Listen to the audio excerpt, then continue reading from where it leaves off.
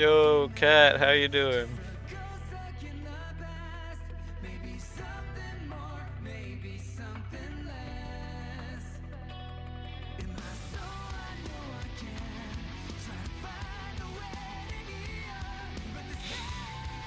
Uh, why fall?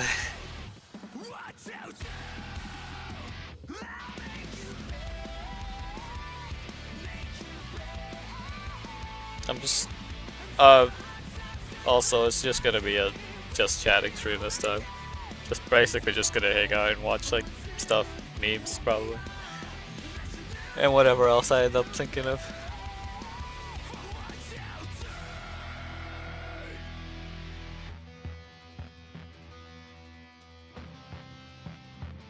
Dang.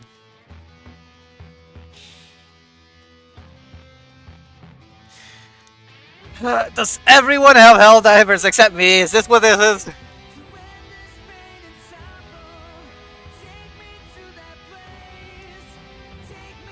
I should check my bank, actually.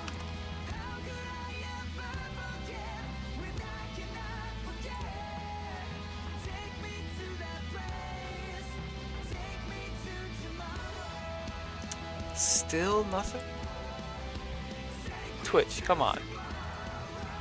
You're slacking here.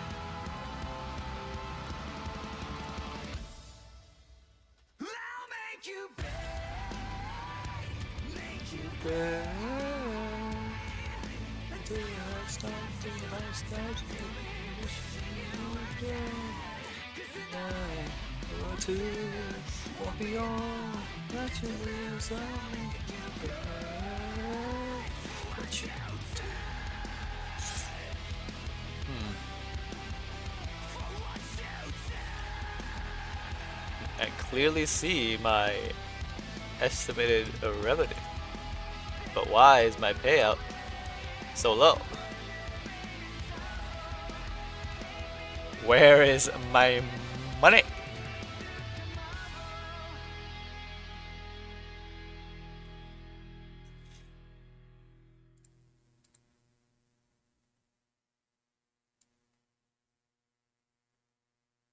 It's not what I meant to do.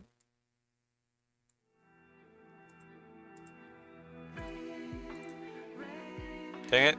Why did it replay? Did I accidentally refresh? I accidentally refreshed. Okay. I was trying to switch it to a different song. Where is it? I can just switch to stuff.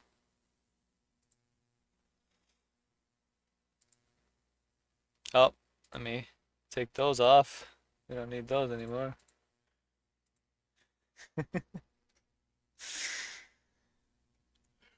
Is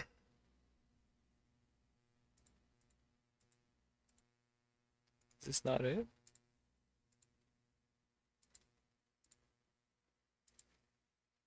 Yeah, there we go. Just yell at Mithril Cat. Like, I don't see what the problem is. Just yell at Mithril.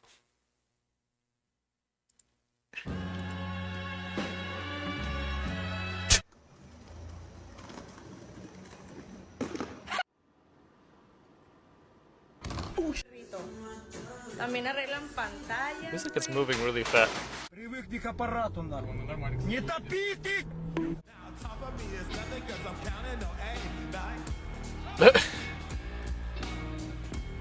All about balance, baby.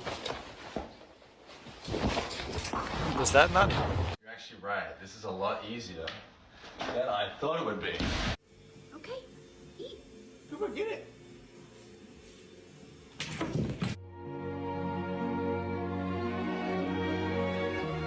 Oh. J'ai peur. Ça va se casser. Ok. I was like, how could this possibly go wrong? And no, he just encased himself with a.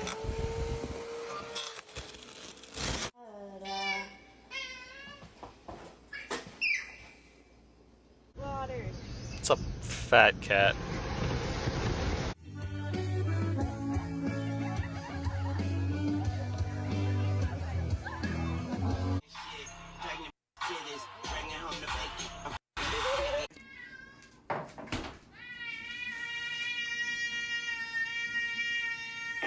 See, that's how you should be towards Mithra.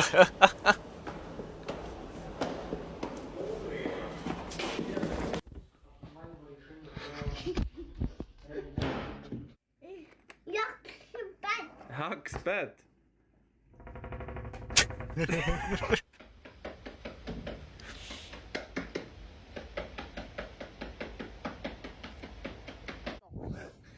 So, like, I don't know anything about makeup, but are you supposed to be hitting yourself that hard with powder?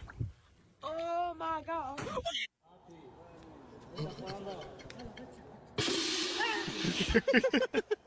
У нас есть рефреш. Мы можем видеть. Собака. А, блядь!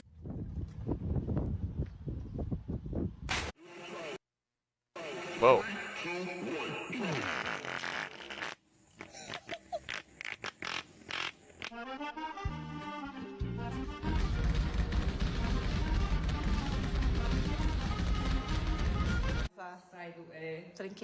People need to stop making these. Just stop. Just don't make them anymore.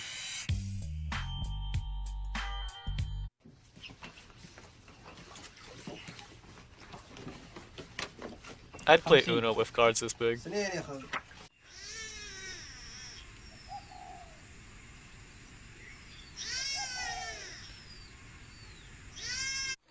Hola, Panchito. Mira, me llegaron las mangas.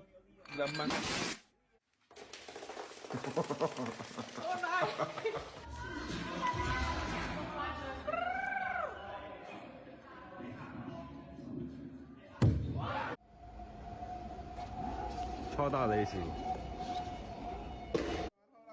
really hope nothing fall, girl.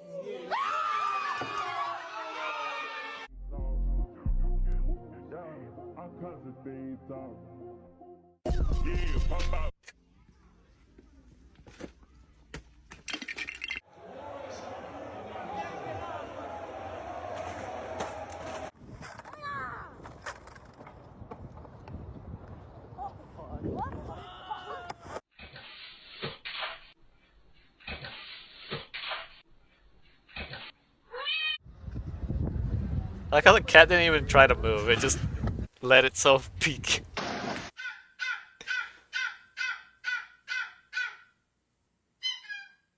What the? It made the clown horn sound.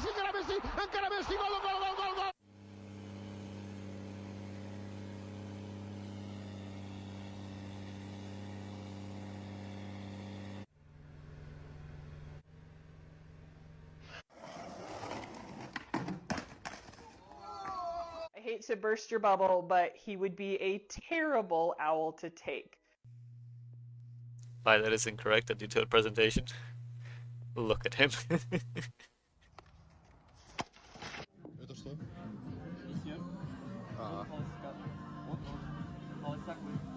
Теперь хлопать надо. Давай, телефон, я тебя сниму. Давай, давай. Давай. Все. Не, не так.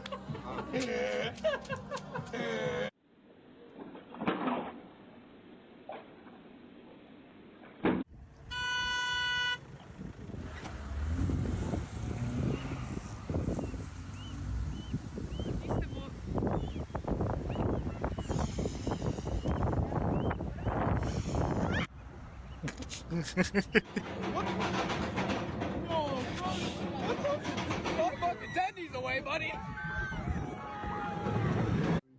No manches, en qué es eso. Bueno, se van a pelear, se van a pelear. Se van a pelear, mira. ¡Oh! ¡Oh! ¡Oh! ¡Oh! ¡Tiro, tiro, tiro! ¡Estoy grabando el tiro! ¡Estoy grabando el tiro! ¡Va a ser viral! ¡Mira, mira!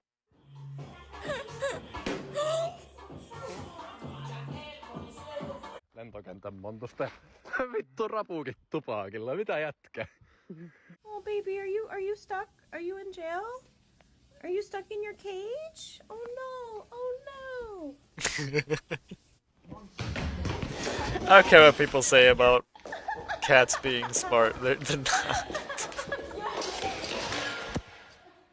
What? Et oui, le 7 décembre 2020, le hamburger monté comme les jeunes calices de mineurs mangent une marde de tabarnak qui dit yeah, yeah. What?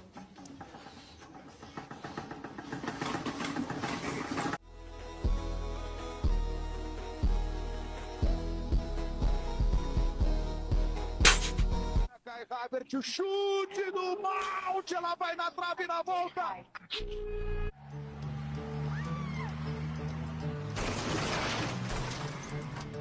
Muriel? Yes, Mavis? Do you know that you've just gone through a red light and over a roundabout, and you haven't even slowed down? Am I driving? Muriel, you are. Am I driving?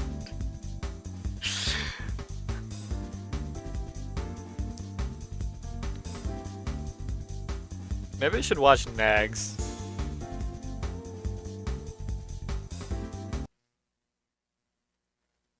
Because it's always... Okay, you know what? Hold on. Let me open this up and go to Nags. I think it was called Nags Discovers, was it? Where he's reacting to a bunch of VTuber clips. No, let me just go to normal Nags.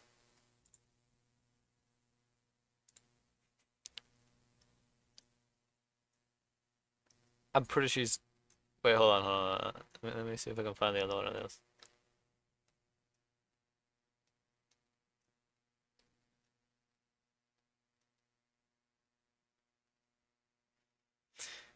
I know he's reacted to more of that. Hold on. Let's see. Next. Darkest videos. Yeah, he's got 1 and 2 here. Well, 5 and 6, but I mean, it doesn't really matter what order, so we'll just do this one.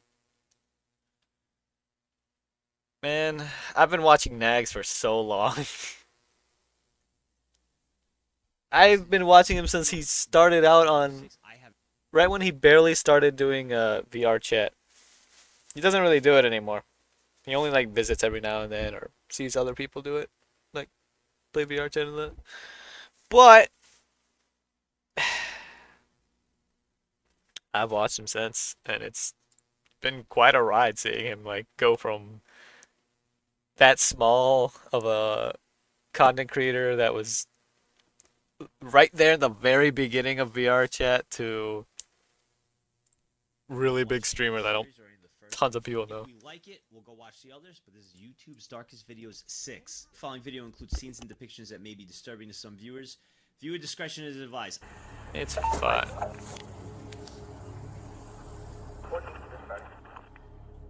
August 4th, 2021. A New Jersey police officer named John Nunez pulls over a speeding car in the township of North Bergen at 1:49 in the morning.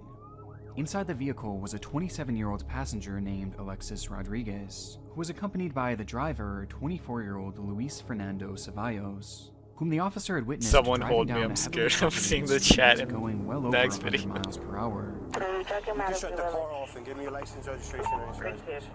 The reason for the yours.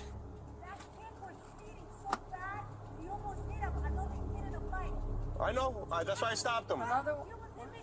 Yeah, that's why I'm stopping you for reckless driving, careless driving, speeding, and the lights you ran. Okay? You were doing at least 100 on Kennedy Boulevard. All right, man. You almost struck my car because I was making a right turn. All right. You've seen this video, they crashed? Did you spoil? Apparently almost striking the officer's car and several others as he sped through town, breaking numerous traffic laws. How to make the right turn? Lights turning yellow and woof.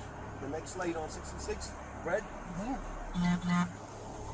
Probably showing off for the girl. Despite this, Officer Nunez was sympathetic to the pair. Oh man, he's gonna leave him off with a warning. Alright, I never understood this too. You know, you got a really nice car, it's a really nice car. I don't get how speeding is showing off to a girl. I don't think I've ever, during my dating history, have met a girl where like speeding, where they're like, wow, you're so cool. That's so hot. If anything, they're just like, yo, what are you doing? Slow down. It's dangerous, and it puts them in danger, and it scares the shit out of them. They were young and they were even on their first date. I like how he's sitting up like how I end up sitting in my chair a lot. Like this, he made the decision to issue only 3 tickets, assuming that this whole situation would be enough of a learning lesson for Luis to never make the same mistake again, telling him that I'm sorry, we're on a first date, you know.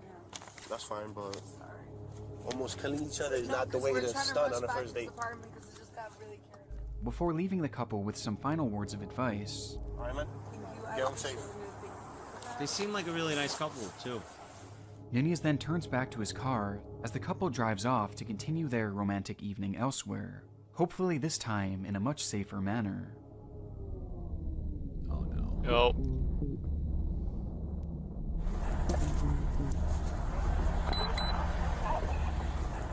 Is it the same cops too?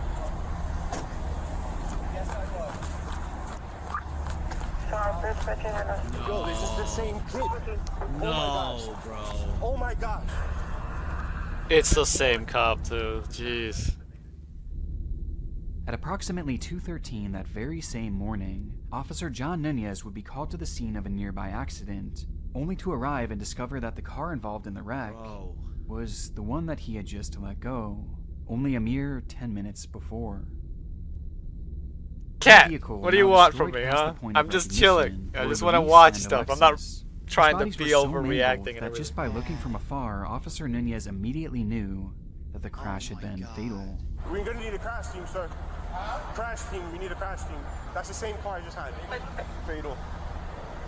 Yeah, no, that car was As an officer too, absolutely to see crushed. that after you just gave them a warning and saw them prior before, and it wasn't like they were disrespectful or rude or anything. They seemed like a nice couple. The kid was probably just showing off in front of his girl. Wanted to look like a tough guy. Like most of us guys are idiots.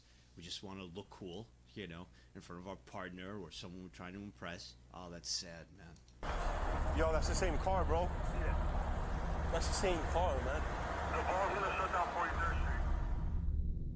The realization from the officer is devastating, as over the next 2 hours on the scene, you can hear him try and grapple with the situation, talking to fellow officers and even a paramedic, just trying to make sense of what had happened. That's the same car I just had, Sarge. What happened? That's the same car I just had, man. What did you have? That I stopped him for speeding. Are you okay? Yeah, I'm good. He's like kind of in shock. You could hear it in his voice. Oh, that's so sad. What could the cop get in trouble for? He pulled him over. He gave him a warning. He didn't give him, you know, he pulled him over. You know, he did his job. You know, he was kind and courteous to them. He told them like what he did nothing wrong. He did pull them over. Had a talk with them. Had others yell. You know, confronted the couple. Gave them the ticket. Like it was out of his control. And now the poor guy has to live with that too, thinking he did something wrong when he didn't. Bro, I just told you slow down, man. Like. Just stop that car? Yeah, just hit him off with three. Like, oh, that was the same car? Yeah, I told them, like, bro, slow down. They're making me get checked out. But I'm fine, man. It sucks. Like, I just literally stopped them for the same thing. Like, yo, relax, slow down, bro. And she's like, no, it's my fault. We're just trying to get home, but it's not your fault. They get into an accident. And Yeah. Stopped a couple minutes before. He's taking it hard, which makes sense considering. Based on the knowledge and news reports that have since been released, another driver had been backing his large semi-truck into a local business to make a delivery when suddenly the couple crashed into his vehicle. And as it turns out, this was far from a freak accident, as despite the warnings from Nunez, it appears that Luis took his words not as a lesson to be learned, but as further fuel for his ego, believing that he could get away with anything on the road. As evident by the fact that just 5 seconds before the crash, it was determined that Luis had been traveling at 124 miles per hour, even faster than before he was pulled over. What is wrong, bro? The entire clip is genuinely heartbreaking, and in the end, this deadly catastrophe serves as an all-too-important reminder to drive safely on the road, as the video has since been shared all across the internet. Are you kidding, bro? Where it's since found a home here on the dark side. For you EU gang, and what that's translated to, 124 miles per hour is translated to a ton. Costumes from $1.83 to $3.99. The valve was suddenly open, and your arm was near.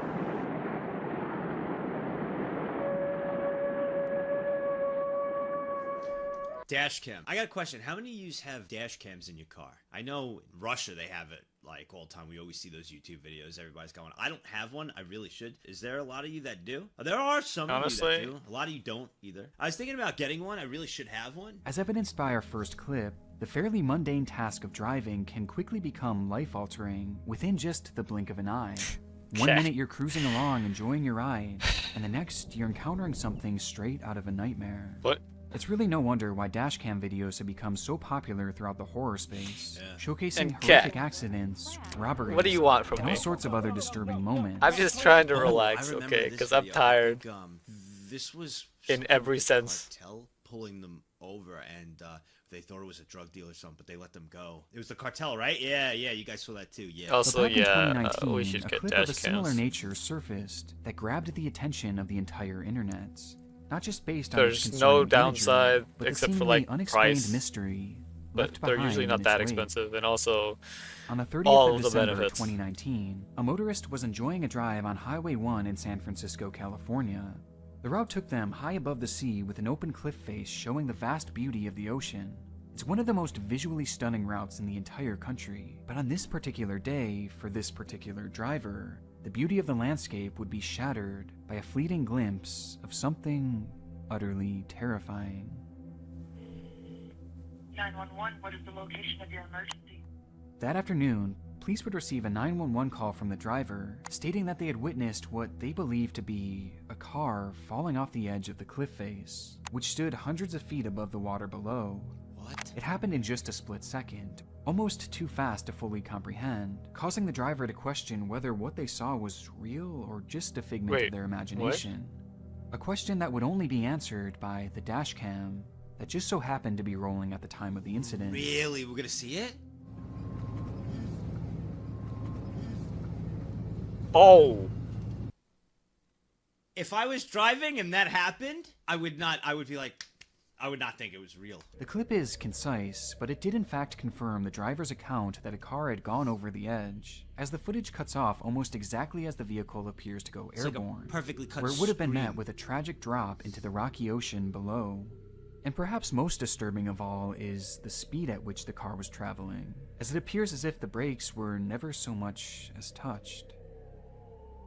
Within just minutes of the call, rescuers were already arriving on scene, where they would discover tire tracks in the sandy dirt leading right off the edge of the cliff. Perhaps an unsurprising indication that the car had actually gone over. Okay. But what was surprising was something that happened to be missing from the scene, Don't tell me they can't find the car or anything. That it's just gone. as when they looked down into the water below, there was no vehicle. What? How is that Immediately, possible? Crews scoured the scene in How? rescue boats, combing the area in the hopes that somehow the driver could still be alive. And yet, they found nothing. No sign of a driver, and no sign of any vehicle. Okay, yeah, Dis- ocean currents are crazy. Cold but, fishing. I mean, with the helicopter going Take around it. within that time frame, you'd have to find it, right? It's not an isekai, guys. Stop. Despite the area being diligently searched over the following days and Dang it. weeks, all that would be found were a few car parts that were never even matched to the make and model that appeared to go off the cliff that day. And even stranger, despite that exact type of car being determined from the video, no one came forward to report any That's friends or wild. family members missing who might have owned the same type of car. And this was a unique vehicle too, a green 2009 Lexus SUV, not really one that you would typically see driving around too often. And yet, despite this video being shared all over the news and across the internet, no one seemed to recognize it, and no missing persons cases were linked to this video, leading to the search being concluded with no definitive proof ever being established that a vehicle had landed in that location, or that anyone had even been involved. It was like it Could never there even have been happened, as the vehicle had just disappeared as soon as the video ended. Could there have been like was the caves start down there? to an anime. Dude is living in a castle with a harem of elf and Could there have been? Like, I'd feel like usually rocky province cat. Usually rocky like shorelines like that would or cliff sides right next to the ocean. It future tactic instead of fast speed and lightning, it was fast drop in water. I'm trying to think whether maybe there's like an underwater cave that was there and it landed in the water and then just kind of basically fell down there instead. But it happened to lead into the cliffside. demon So like girls. it landed on a Reincarnated basically in another incline world and with just my slid Lexus. down With theories into a being thrown cave, all and that around, way if you're ranging looking from straight down you something wouldn't be able to see supernatural it. Reddit having say? happened, to the car somehow being swept up before investigators had gotten there, perhaps entering the water at the perfect angle to which no debris was left behind. But maybe one of the most compelling theories at the time was the idea that the video itself wasn't even real. Yeah, I was gonna say, what if it was? I know it came from his dash cam and everything. What if it was doctored and he did this as a hoax? With experts even diving into this theory to see if they can find any proof that this was CGI. Yet their investigation found no evidence that this was the case. Okay, Yeah, oh, that's Despite true. this They footage- did hold find on, the hold on. track. Let me say this. Ever since I've started watching a lot of like videos related to like strange sightings and clips and stuff like that, I can't hear the word investigation and think that it's being said right. Even when I say it, it doesn't sound right. Like, investigation. It just sounds wrong. I've heard it so much that it just sounds wrong now. Doesn't even sound like a real word. Too hard, unless it was the exact. I wonder if it was the exact. Investigate. That's Investigation. model. That is a hell of a hoax. You know what? Isekai. This That's video it. It's the was only thing. all too real. That's and it. was now That's the only left thing that makes completely sense. unexplainable, as the mystery would fall out of headlines and quickly be That's it. forgotten. Until the morning of April 29th, 2020.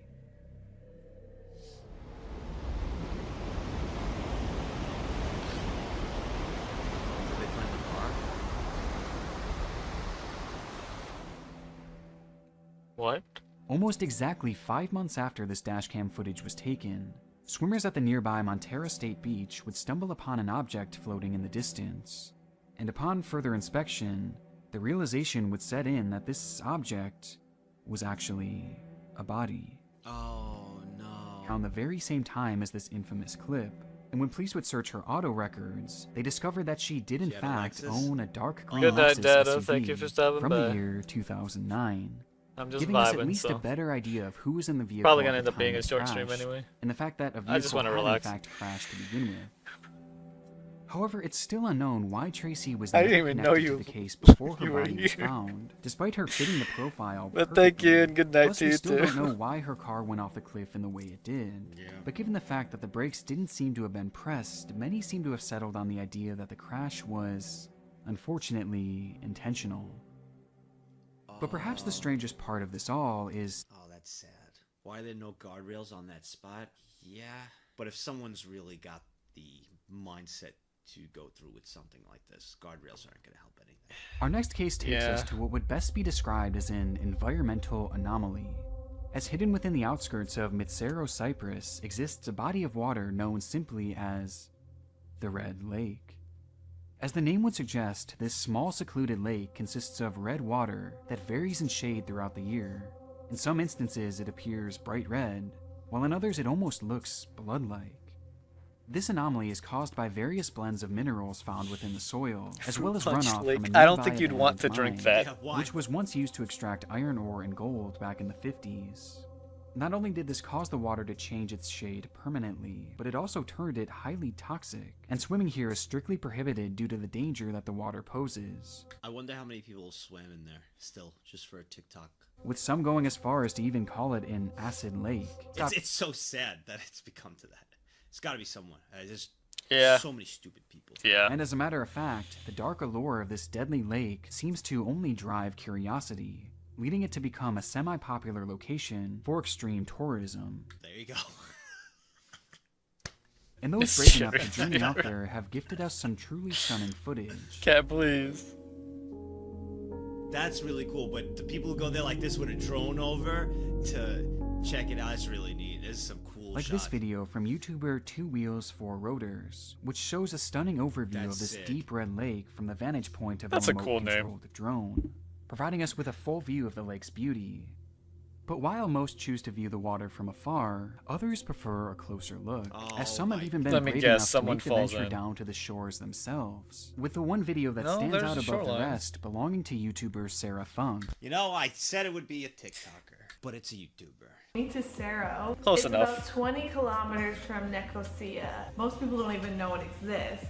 We're gonna go check it out. In 2017, the well-known vlogger and her boyfriend traveled to Cyprus with the goal of making it to the water's edge, documenting the entire adventure and showcasing just how remote the There's area barbed is, wire and how everything. difficult it is to access, Razor wire. while giving their commentary on the frightening landscape. This is what like murder episodes are made out of, okay? Because it's always like a young American couple went on vacation to Cyprus. They went to see a red lake where nobody went. And but it's they happening figured out right now. Yep. why. And like it just never see us again. Smells It's so happening bad right here. now. It's like so gross. It just like feels like death. You know what I mean? Eventually, their trek takes them all the way down to the shoreline, where Sarah stands dangerously close, taking a photo of the deep red water. But though both of these videos are interesting in their own unique ways, it would be a stretch to call them dark. And for years Then upon what's their gonna release, happen? they really weren't, as it wouldn't be until 2019 when it would be revealed just how disturbing these videos actually were. What's that even mean? I don't know, I'm already, it's a little fishy already. YouTubers going down there. Now the footage is disturbing. So it's toxic. Known with something very coincidental. But like, surprising is it happens. like Usually so toxic even being near it just it's like, causes oh my god, I can't believe that happened. It's usually terrible side In effects? April of that year, Red Lake and its surrounding area were pummeled by relentless rainstorms, leaving much of the region flooded, including the nearby mineshaft. And within that mineshaft, a traveler would discover the decomposed remains of a woman, whose body had been flushed out by the rain, dislodging her corpse from a shallow grave she was placed in. And she wasn't the only one either, as after that discovery, the mine would be searched thoroughly, where yet another woman's body would be found. I guess it's not about the lake. With both women having passed away due to strangulation, indicating that perhaps this was the work of a serial killer. And so the entire area within and around the mine would be searched from top to bottom, looking for clues or even more bodies. Though it wouldn't be until investigators turned their attention to Red Lake that they would uncover the true extent of the killer's work. What? Police in Cyprus investigating a suspected serial killer have uncovered another body close to an abandoned mine where the bodies of 2 other women have already been found. An officer in the Cypriot army has confessed to killing 5 women. Oh my god. 3 of which belonging to adult women that too had been strangled to death, just like the previous 2 found in the mineshaft. Although disturbingly, the final 2 victims were merely children who belonged to 2 separate of the victims. The case was shocking and took Cyprus by storm, as a suspect would quickly come to the forefront and eventually confess to the killing of all 7 victims, admitting that he had buried their bodies in the mineshaft or dumped them within the lake. Terrible. His name was Nikos Metaxas, a military officer who had used a popular dating app to find women in the Asshole with the last name Taxes, you piece of shit. In his confession, he claimed that 2 of the women were planning on pimping out their daughters, and that he not only had to kill the mothers, but he had to kill the children themselves in order for them to be free. And if these killings couldn't get any more deranged, of the 5 adult victims, So yeah, just all of them an were insane, migrant workers who had moved to the area in a deranged. desperate attempt to find work, even though this type of work came with limited rights, as the justice system allegedly doesn't treat them the same way as if they were regular citizens. It was evident that Nikos knew this too, and chose these victims very carefully, as he knew that their disappearances would never be properly investigated. Which was right, as supposedly law enforcement never even so much as looked into their disappearances. The context of this location makes these travel videos extremely chilling, as these tourists were literally venturing into a serial killer's dumping grounds. Though there is a reason why I chose these 2 videos as prominent examples. You see, Nikos Metaxas didn't just dump his victims' bodies in the water. As for 4 of the victims, he first killed them, then bound them, then stuffed them into suitcases, before throwing them inside the water, as a way to assure that the bodies would be submerged. So in the videos, they're gonna see suitcases. I'll never understand how much of a sick individual you have to be. Not condoning this, but I get, listen, I don't get it. A road rage incident, right? You get into a fight with someone, throw hands, and maybe things escalate in a fit of rage, and someone dies, right? That I could have an understanding to. Not that I would do it. You should really, restrain. But I could wrap my head around it. I could never wrap my head around someone purposely going out on a random killing spree, randomly killing people. Yeah, that just makes Neg sane. Just like putting them in a suitcase and dumping them in a river. A sane person can't wrap their head around I that. wrap my head around, in the moment of rage or a fight, something escalates and it just happens, right? A temper's flare, and then after you're just like, what did I just do, right? But something like that, I just never understand how someone could have the possibility of doing something like that. I never understand it.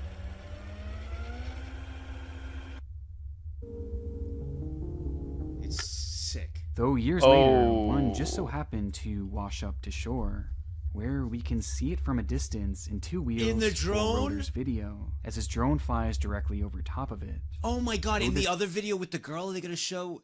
Are we gonna see something in the back? That's creepy, bro. This isn't nearly as shocking as Sarah Funk's video. Don't tell me you're gonna see them. As she crouches by the water's edge, just feet away from it. with neither of these two creators having any clue that in these moments they were actually videotaping the trapped remains of a lost soul. Okay, that's why. By the end of the investigation, all 7 victims were uncovered and finally given thought a it was a proper rock burial, too. with their names being Mary Rose Tiburcio, Arian Palanas Lozano, Asmita Kadaka Bista, Eleno Natalia Buena, Maricar Valdez Ariquila, Livia Florentina Buena, and Sierra Ariquila. The case was officially closed in June of 2019, when Nikos was sentenced to 5 consecutive life terms, and will Good. thankfully never see the outside of a prison again. Piece of shit. However, his actions have left a permanent dark stain on the work of unknowing creators all across YouTube. It was July 24th, 2010, a day in which seemingly the entire country of Germany was ready to celebrate, as it was time yet again for another... I think the discussion of some people are just born bad that comes up around serial killers misses the mark on these freaks. Being born with antisocial personality disorder, aka sociopathy, doesn't mean you're a ravenous animal, it means you lack empathy. These people still make the conscious active choice to commit murder because they want to. Regardless Exactly. of that, it's still the act, knowing right from wrong. Lord, what is this? The Love Parade. No, don't spoil it, but like, is it like a thing you know of? A convention, okay. So it's just like a convention group. Alright, it's a Dance Around the World festival. That's all I want to know. I don't want to know the spoiled part. I just want to know. Alright, so it's like a convention, like, okay. This music festival had run off and on, Music dating festival, all the way back to 1989, where it's hosted some of the most popular musical acts in all of the world, as well as millions and millions of people. And it had grown to be so popular that during the event in 2008, an unbelievable 1.69 million people had been in attendance for what was essentially one of the largest parties on the entire planet. And the 2010 festival was set to be no different, with event organizers expecting a turnout of millions and millions of people.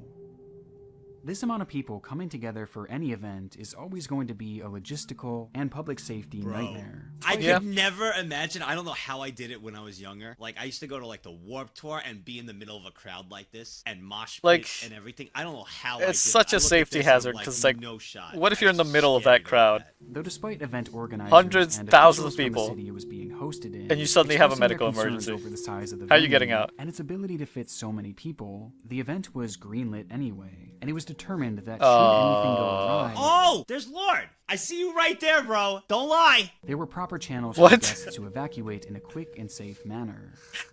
And so on that July morning, thousands began lining up to experience this one-of-a-kind music festival.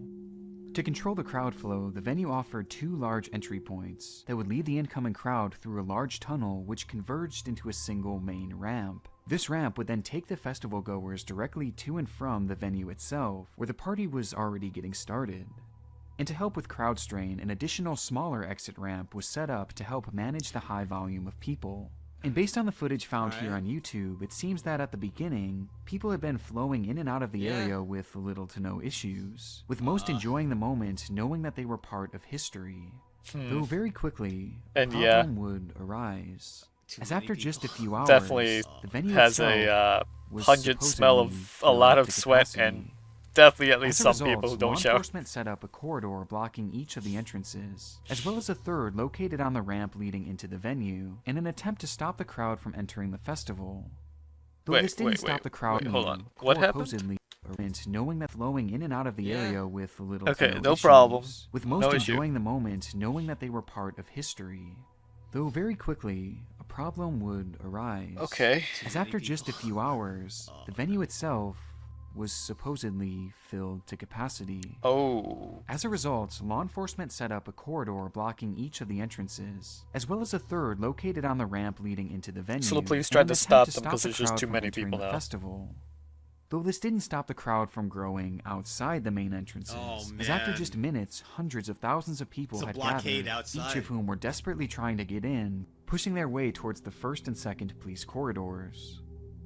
As this was happening, the third corridor was also facing immense strain, as hundreds of thousands of people were attempting to leave the venue through that main ramp, meaning that at all 3 barricades stood countless patrons, all attempting to go in converging directions. Oh man, so one of 2 things are gonna happen here. It's gonna be a stampede push, of people that are going to cause a lot of injuries, or is it just going to be a riot? Due to this strain, the first corridor would be dissolved, which was followed by law enforcement's decision to remove the second corridor as well, meaning that in an instant, all of these people were now rushing in directly towards each other. And worst of all, despite being allowed into the tunnel, that third corridor remained closed, leading to those walking through the entrance huge being masses met of by people another police barricade, inside as of well a as hundreds tunnel. of thousands of people who were attempting to go the opposite way.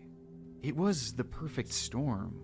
And now, each of these massive crowds were colliding, with everyone trying to force their way through in their own directions, within this hopeless mass of humanity. Across YouTube, you can find various clips showcasing the commotion of that day. Some taken from afar, some were taken by those who didn't even know anything was wrong,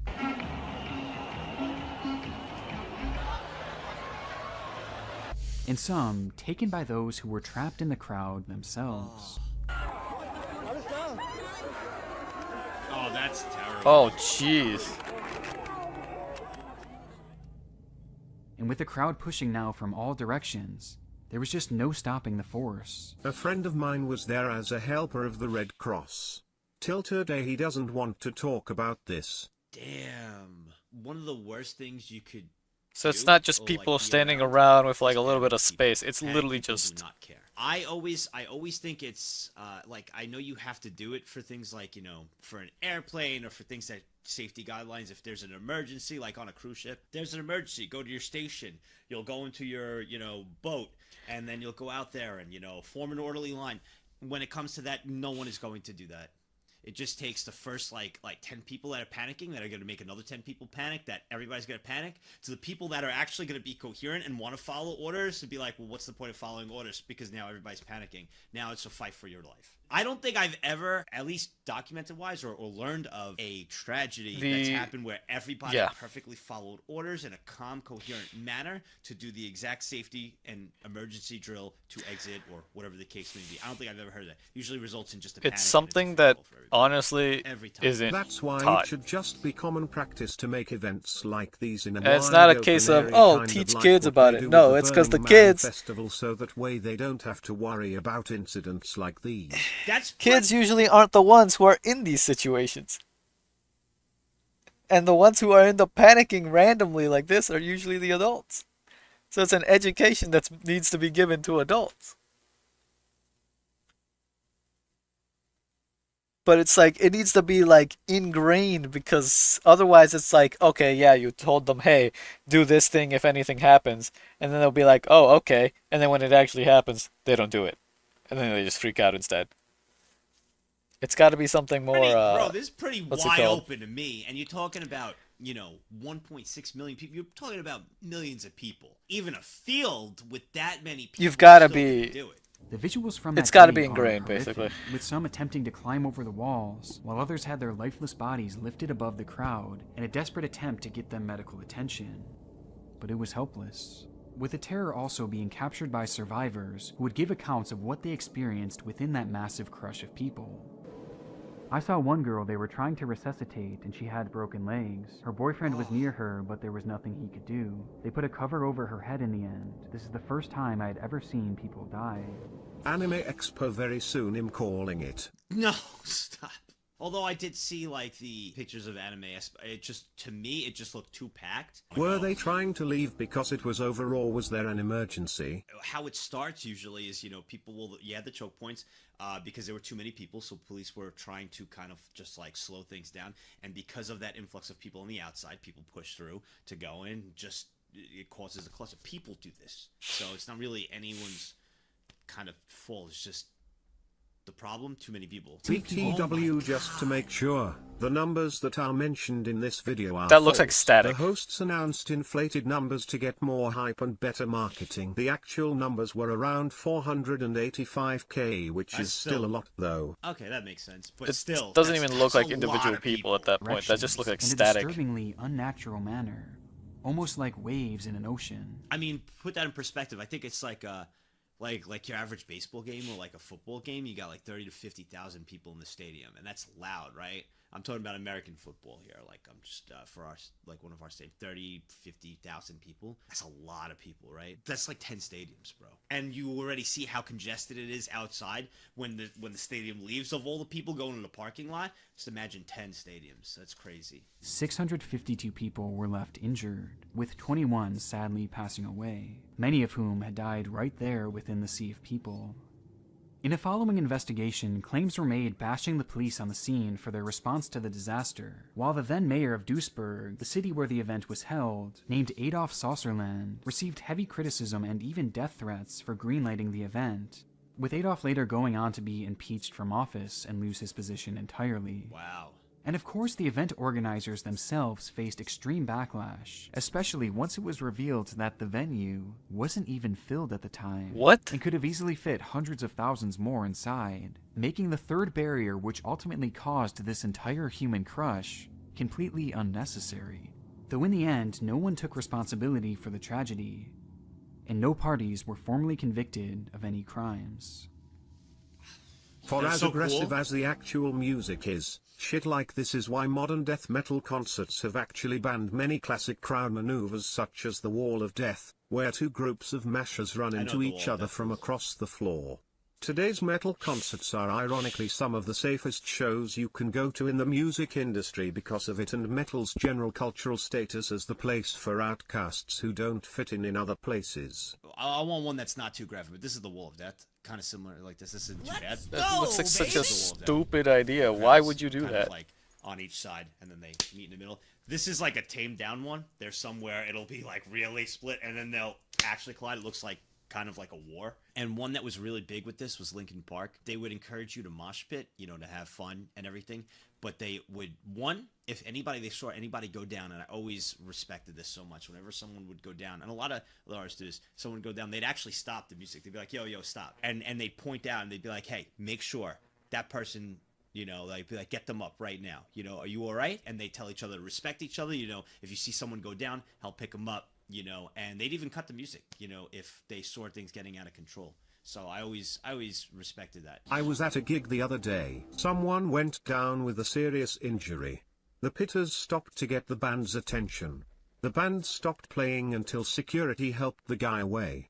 Then the chaos resumed. Yeah, I always respect that from artists that do that. I mean, think I don't that get just mosh pit, shouldn't but I'm also, I'd be a thing in the hypocrite first place. because I crowd surfed before. I've mosh pit. I've been in the middle of it all. I look at it now. I'm like, what is wrong with people? One thing I never understood though, in these mosh pits, you'll always get this guy. The guy that goes in, this is what I hate. He's usually fans built, all right? Nothing but a fan. So he weighs about like 90 pounds, all right? Super skinny. The guy who just goes like this and he's just kicking. And this is how he looks. He goes like this. I'll never understand that. And it makes me I just want to deck him. I have to hold back to like knock him out because I don't know what the fuck he's doing. Drives me crazy. I actually want to hit him, so I have to restrain from like knocking him out. But like you go in there and like I just want to, you know, bump on each person and mosh. I don't know. I hate that. It was the start of a typical day for Okay, if Kazim you're just like Ali as he moving, dives like into the pushing a waters little off the bit coast of Trinidad against and other Tobago, people and stuff, proceeding sure. to swim towards a large structure looming in the murky sea. But like Kazim the is whole working the unique and highly full-on specialized job of shove being and an like underwater hitting and welder, kicking and tasked stuff, like with making why? repairs to a multitude of submerged structures. That is such a cool and scary job, an underwater welder, bro. Yeah, job I wouldn't want to do either. The area in which Kazim and the 4 other divers would be focusing their work on that day was known as Berth 6, which was capped by a hyperbaric chamber, or an airtight enclosure that would allow them to breathe and properly use their welding equipment, despite technically being underwater.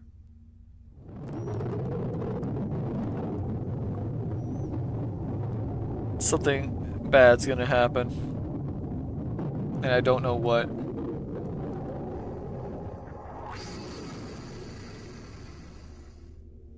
In the video, Kazim approaches the chamber, climbing inside when he's met with his colleagues Faisal Kurban, Rishi Nagasar, Yusuf Henry, and Christopher Boudrim, whom he all considered close friends by this point. You know what? How I know I've been just streaming so much with you guys is normally I wouldn't even notice. I noticed the cake, and I was like, I wonder how many people are gonna make a comment about it. And I just look over, and I see them, and I'm like, Jesus. Bond over their unusual Is it gonna be a profession. pressure thing? Like Once the inside, chamber the crew would remove their scuba gear, as they were now able to breaks? breathe the fresh air from the chamber before going on to start their work on the pipe. The plan initially was to remove an inflatable plug from inside the old tube that was placed there to prevent the oil from the pipe from being contaminated by the surrounding water. With that process being briefly shown in the footage, something really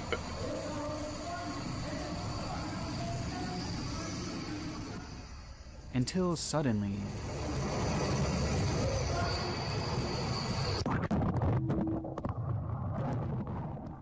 the footage goes dark.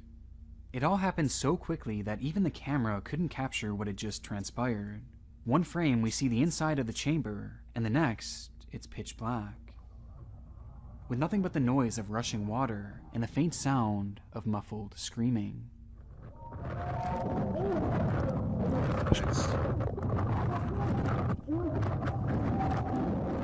Until finally we hear a voice, revealing in part the extent of the situation that had just unfolded.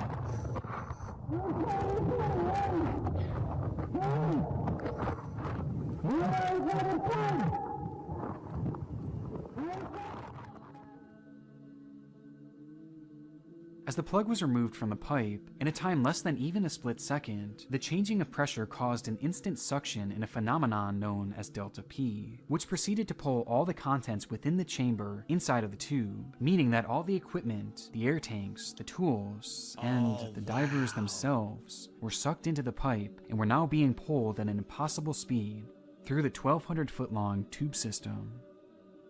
Now this pipe was incredibly narrow, at only 36 inches in diameter. The only thing, like, I'm trying to imagine what it would be like, but is picturing, like, you know, because of the suction, is that is the only thing, like, comes to my head of the pressure that happened so quickly. Just so scary to think if that was real life, if that was you in the bottle. Being struck by their heavy equipment.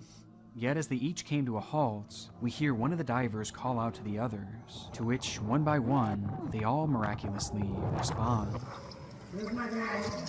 Good, they're all alive. Nice.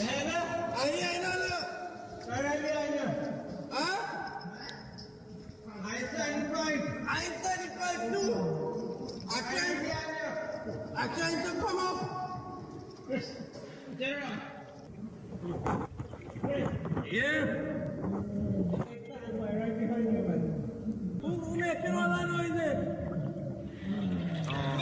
Ugh.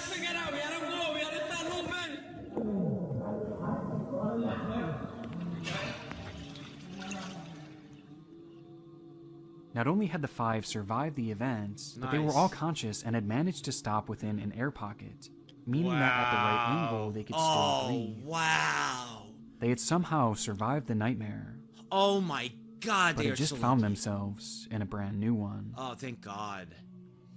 Now lodged deep within the narrow tube, the five men were trapped in complete and total darkness. Well, it's not over yet. On top of this, the pipe was filled with old, slippery oil and water, and the group had no way of knowing where exactly they were. Making the situation even more disturbing, all of the divers were badly beaten up by the debris, with some in significantly worse shape than the others, which became evident as the men try and take stock of the situation. Can't everything alright with you? No. Any items break? Oh. Your leg, alright. Five. Anything happen to you? Yusuf, anything happen to you? Yeah, boy. What happened? Oh. So two with and this is where leg the footage fractures would come to an end. Though for the divers, their ordeal was only just beginning. After minutes of trying to get their bearings straight, it was determined that Christopher Boudrim was not only physically in the best shape, seemingly avoiding any significant injury, but also that his head was in what they believed to be the direction of the chamber, where they had entered the tube. With that chamber being their only hope of escape, as had they accidentally gone to the opposite riser at berth 5, they would have been met within a movable inflatable plug. Chris knew that he would have to be the one to lead the group out, and so together the five men linked themselves, connecting their feet with the person below them's shoulders, and began to slowly push their way through the darkness, That is so where they would smart. quickly be met with another problem.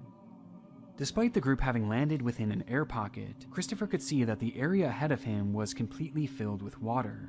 And there was no way of knowing just how long that stretch of water could last. It could be just for a few feet, or it could be for hundreds of feet. Oh man, because being stuck in their air pocket, yeah, they have no idea.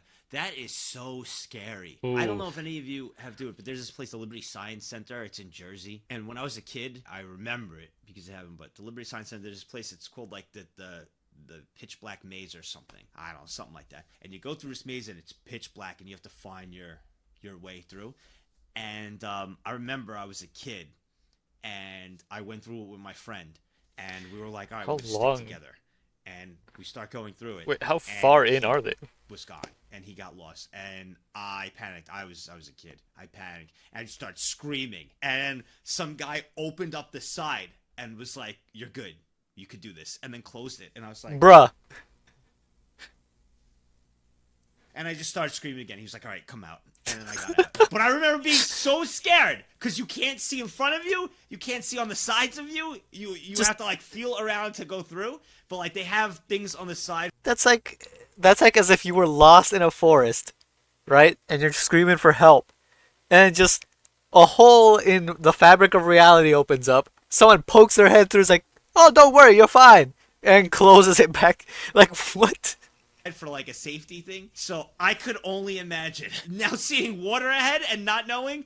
Forget that, man. The two men in the front, Christopher and Faisal, decided to press on, leaving the other three men who were too injured to take the risk behind. So they moved forward, pushing on and now holding their breath, inching into the unknown, not knowing when or if their next breath would occur. That's so scary. After what must have felt like hours, the two managed to break through into the next air pocket, where by some miracle they would also find two oxygen tanks, which they would both utilize to help push them further and further through long stretches of water and long air pockets, knowing that at some point they had to be approaching the end. Though the closer they seemingly got, the more Faisal's condition seemed to deteriorate, as the stress of it all seemed to finally catch up with him, leading to him stopping and refusing to go any further, falling into a complete panic and yelling at Christopher to stop too. But Christopher refused, yelling back to him and the four others who were now hundreds of feet away that he was going to get them help and that he was going to come back for them. And so he kept moving forward, praying that he would reach the end before his oxygen ran out. Until... he hit the edge of the pipe. He had made it back to berth 6.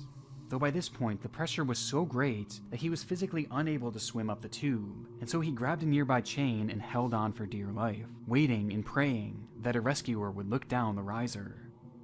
And sure enough, he was eventually met with the sight of a rescue diver who swam in and pulled Christopher to the surface.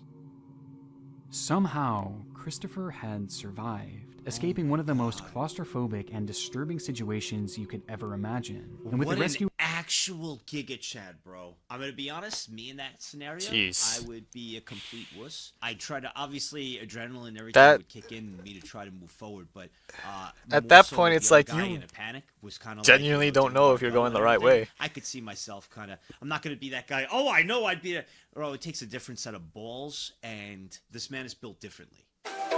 Oh, that's where it ends, jeez. Wait, I don't even know if, okay, hold on. I want to know if they actually all make it or what happens. Make Halloween fun with one-stop shopping at Sharper.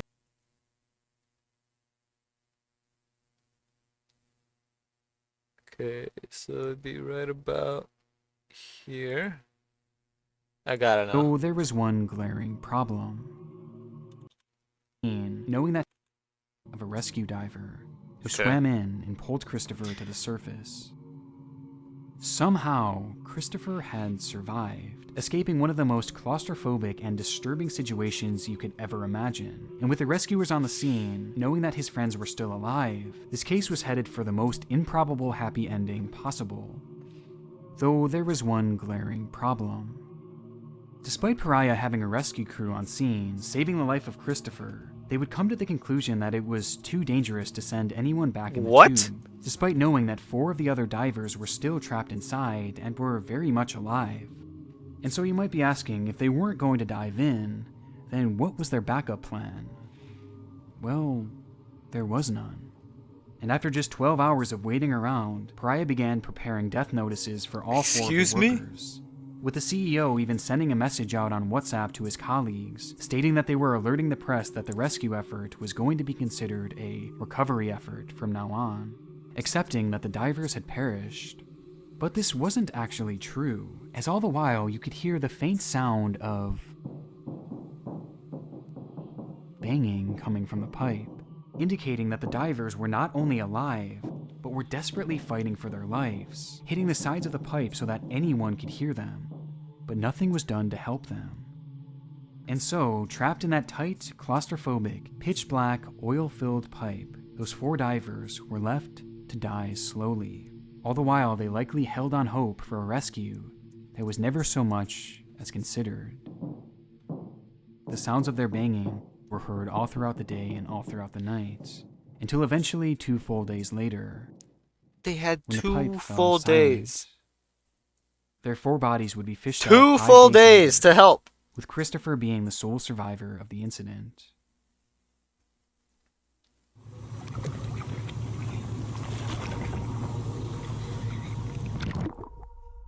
This whole tragedy is by far one of the most disturbing I've ever encountered, and the sheer terror of this moment when the men were initially sucked in, and the realization that they had been pulled into the pipe, is only made more horrific once you know the fate of these trapped men. The ones who were severely injured never had a chance to begin with, because the company in charge of their safety literally abandoned them. Christopher became so devastated by the lack of action that he himself even attempted to re-enter the pipe in order to rescue his friends. But he was held back and restrained, as it seemed to be Pariah's plan all along to just wait for the men to die. In the end, Pariah did face legal pushback for the incident itself, as well as the apparent lack of effort in saving the men, though eventually they would be cleared of any wrongdoings. The goal of this video is to make you aware of the potential for differential pressure situations. Because when it's gotcha, it's gotcha. Candies of every kind, bubblegum, lollipops. A time for children, parties. They got cleared of any wrongdoing. Halloween was a special time until he came back for more. I told you this isn't a man. Monday, October 21st at 8. TV 50 presents the broadcast television premiere of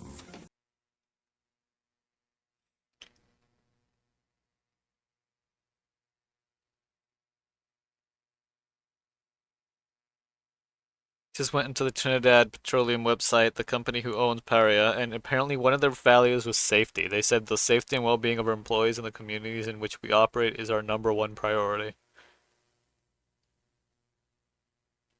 No.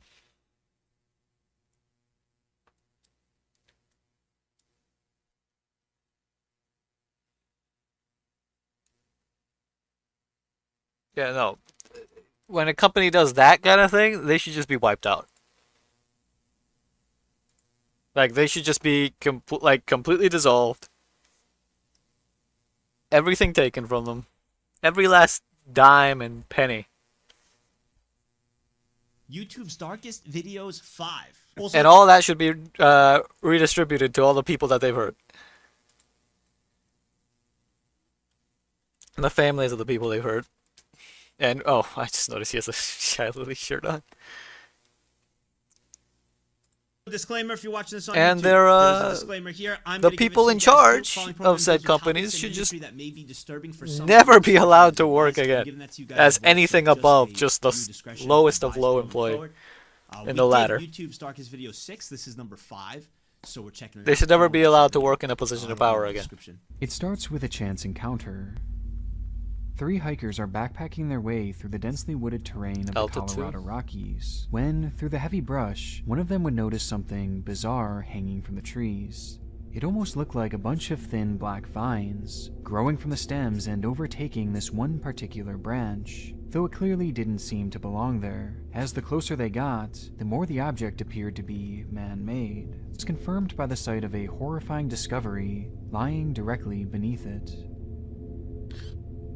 Dropped there in the middle of the woods was the remnants of a small aircraft. You want to know what's crazy? Is when we played the game Don't Scream? There was an aircraft in there. Seeing that made me think of that game. You remember that when we played that? It was literally the aircraft right in the middle. I wonder if they kind of got it from that. One that had been there for what seemed like years, judging by the rust and decay. And it wasn't just the craft itself that was in an awful state of decomposition, but also the two bodies within it. It was a heartbreaking scene, and a confusing one as well, as when officers arrived, the cause of the wreck wasn't immediately clear, and the possibility of this crash going without explanation seemed very real, had it not been for those ribbon-like vines hanging overhead. In reality, those strange objects were actually the remnants of a VHS tape, with its case being cracked open and its contents scattered about the area. And inside the craft itself were pieces of a broken camera, introducing the possibility that the two men inside may have been filming at the time of impact. And so, despite that exposed footage being out there in the elements, People are saying Sheep because Sheep, who's in the chat, is going for his pilot's license. He's big with piloting and flying. Oh. And two, that's creepy. If it's a VCR, it means they had to have one of those. Obviously, it wasn't a phone. One of those. I used to have one. I remember the first time I had one of those video recorders was my first vlog ever, and I was playing Pokemon Go. I bought the recorder. I saved up my money to get one from Best Buy. That was one of my first. Wait, you bought videos. for an extended period of time, VHS it would recorder be painstakingly pieced together and for resurrected, Pokemon Go? revealing the following footage. We're gonna see the footage.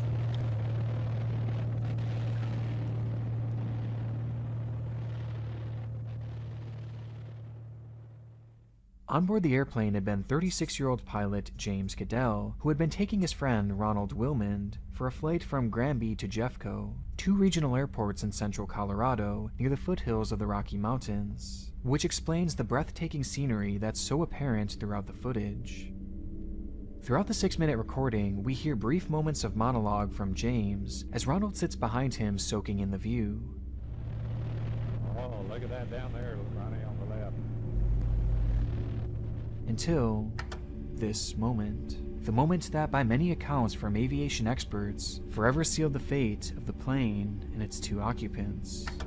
All around them were tall mountains, which, despite looking beautiful, were soon going to become obstacles for the pilot, as due to something known as density altitude, the small aircraft would not have been able to climb to a higher altitude with enough time to avoid them. Do you know what that is, Sheep? Not enough power. So my understanding is obstacle here. They're here, they have to get over it, and they're too low and don't have enough power just to kind of go up and just to get there with enough time, I guess. And based on this video, you could see where the mountains are, that it would be Could almost, you...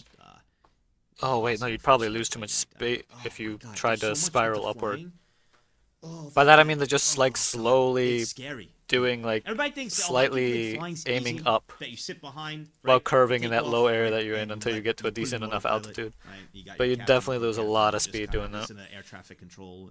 There's a lot more than that, man. Scary stuff. Nothing is mentioned by James about this unfolding reality, leading some to theorize that he was distracted by the view, and maybe even looking downward at the pristine lake, while the mountain crept closer and closer.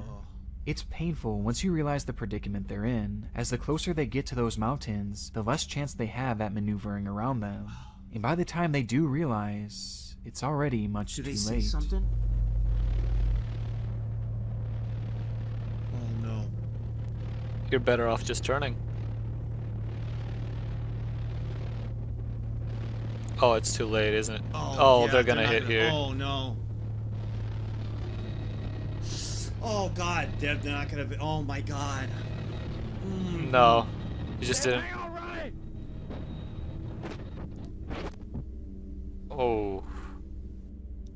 Recognizing their plight of certain death ahead, James was forced to attempt a nearly impossible U-turn, which ultimately would stall Would the he have plane, managed to sending do them it careening to the to the fast left? approaching ground below, where the footage cuts out moments before impact, ending the lives of these two friends in an instant. And it's there that the wreckage would sit for over 3 years until those 3 backpackers years, just so happened to take that same route. Today, the video is used as a teaching lesson for so many up-and-coming pilots, as countless schools across the country show the tape to their students in the hopes of preventing a similar tragedy. But evidently, the film has also found a home in the depths of this very site, where it has come to be known as one of YouTube's darkest videos. Well, once again, he has come What an face to opening. face with the adverse effects of I believe density that's altitude. with flying close. I Density know it was with a altitude. helicopter, but for Kobe, right? That was the same thing with a helicopter. Kind of a similar situation, right? Nags' face is the darkest video on YouTube. You know what? I'll take it because that's a funny one to lighten up the mood a little bit. Dang. Here it is.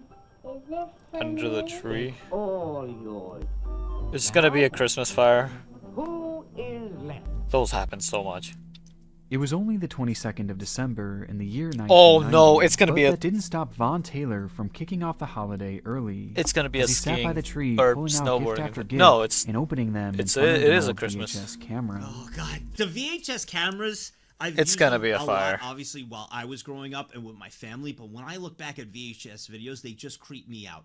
No matter what, it could be a wholesome thing. It's just so creepy to look at them now. And that's all we watched back in the day growing up. Myself. Honestly, now yeah. I look at them and they just creep me out. I can't. Behind that camera was Edward Deli, VHS a longtime is companion so, of Vaughn, who like, seemed adamant on filming his friends. it feels so reaction to the uncanny now. presents.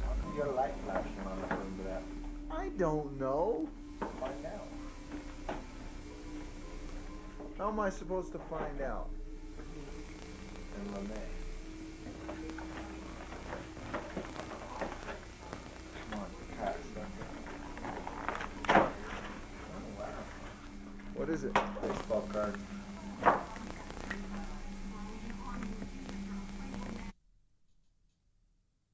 I have one almost so similar to that, but it was a big thing back then for collecting Okay. baseball cards and. I thought he was about to freak out about something. A lot of kids did it. I definitely have it up there, and I had another one that was similar to this. That was like that just had this picture on it. This was kind of one of your standard ones. I honestly don't want to go looking through the boxes, but I'm telling you, I had this, and I collected a lot of Topps Upper Deck cards Okay. that were just mixed. Everybody did back in the day. Baseball card collecting was the standard. The video is a bit awkward, as the two momentarily bicker about the camera recording, and Vaughn hardly seems to acknowledge or show any sort of gratitude in response to the gifts he's receiving. But it's seemingly nothing too out of the ordinary, and is probably reminiscent of so many other home videos out there of friends and family Okay, members something's timidly wrong. opening up their presents. it's Except for not. one overshadowing detail, with that being who these men actually are. Oh. Before this video was taken, both Vaughn and Edward had served time in prison, Edward for arson and Taylor for aggravated burglary. And upon their release, it was hoped that the two were now reformed and would be able to live more lawful lives, which could not have been further from the truth. Almost immediately upon being released, Vaughn would call one of his friends to tell them that both he and Edward had plans to go into the mountains and, quote-unquote, shoot some people. And from there, they set off into the wilderness of Oakley, Utah. How, when you get out of jail, one of the first things you do is commit either a similar crime or a crime right away with a parole officer and everybody looking at you? I don't understand how Yeah. people could do it. And I'm sure for a long They did time have while being let bad out, vibes that they about have them, to but I didn't want to with judge someone. On their immediately. expedition, the two I stumbled should've. across various cabins where I they tend would to break in, be and either right camp about the out for a vibes I get from while, people. or just completely ransack the place. As Even in if a most lot of people cases, don't the owners believe of me these when I cabins tell were them. long gone for the winter due to the inclement weather of I the will literally area. warn them about Though other this wasn't people, and true then for they don't listen everyone, until as things during the same actually time, go the bad, Tita and then I family, was right consisting all of along. Father Rolf, his wife Kay, and their two children, Lene and Trish, along with their 76-year-old grandmother, Beth Potts, had been staying in their cabin to celebrate Christmas together. And so, on the morning of the 22nd, the family would go into nearby Salt Lake City to finish off the last of their Christmas shopping, leaving the cabin unattended at the exact same time that Vaughn and Edward happened to be strolling through the area. Upon Oh. breaking in, the two quickly recognized that whoever was living there had only just momentarily stepped away and would be returning at the very latest by Christmas, as evidenced by the gifts sitting under the tree. And finding So they their first started- real opportunity to carry out their intended goal of murder, the two hunkered down and waited for the family to arrive. They hid in the house. Bro, whenever I enter my house, I do a scan. Every time I have a full-blown alarm system and everything, and I'd be able to see anybody if they club, but I am so paranoid of that exact thing that I go grab whatever I need to grab and I do a scan. And it's crazy because I'll kick open each door because I'm just paranoid that someone's in there. That exact thing. And that is creeping me out because oh God. Next. This is why I'm poor. Can't get murdered in my vacation cabin if I don't have one. While hiding out, it's unknown what exactly the two had done to pass the time, except for a brief few minutes in which Edward would pick up the family's VHS camera and record Vaughn as he tore into oh my God! That was their gifts! The added context makes this video all the more disturbing, as Vaughn was opening gifts belonging to the family that they were waiting to kill. And it's made all the more chilling when you notice that Vaughn is carrying a gun, along with the moment that he says Lene Tita's name as he reads it on the gift wrapping. And worst of all is that the gravity of the situation they were currently in clearly had no impact on these two men, as they were completely emotionless. And unsurprisingly, things only get darker from here, as after a few hours, Beth, Kay, and Lene would pull into the driveway. Upon entering the house, the pair of men would immediately point their guns at the family and start making demands, to which Lene responded by praying to God that her and her family be spared, which was of no use, as Edward turned to her and claimed that her prayers wouldn't work, Oh my as he only God, that is so fucked up. Not only just take someone's life, but then be a scumbag on top of that. And moments later, the two would grab her mother and grandmother and end their lives for no apparent reason. This left only 20-year-old Lene, who tried desperately to convince the men to leave, knowing in the back of her mind that her father Rolf and sister Trish would be arriving soon. But it was to no avail, as her pleading was interrupted by the sound of another snowmobile pulling into the driveway. Upon exiting their vehicle, both Trish and Rolf would be held at gunpoint, with Rolf being told to strip his clothes and give up all his money. Again, pleas were made to just take anything and leave them alone, but the two men remained unfazed. They wanted to cause pain and anguish to anyone and everyone. Bro, that's just sick fucks, man. Like, just take whatever you want, take anything, and go. Sick fucks, dude. Nothing was going to stop them. And so, Vaughn pointed his gun at Rolf and pulled the trigger, striking the man in the face before delivering one final blow to the back of his head, leaving just the two daughters. Jeez. Having thoroughly decimated what just an hour before was a happy, healthy family, Vaughn and Edward would cover Rolf and the cabin in gasoline and set them on fire, before hijacking the snowmobiles with the two remaining daughters and driving away down the hill to a nearby road. However, they weren't alone. On their way out, the kidnappers and their victims would notice a man waving to them in the distance, with the individual being Randy Zorn, their uncle, who recognized the two girls and attempted to flag them down. However, knowing that had they acknowledged their relationship, it would almost certainly get the man killed, they chose to ignore him and told the kidnappers that they had no idea who he was.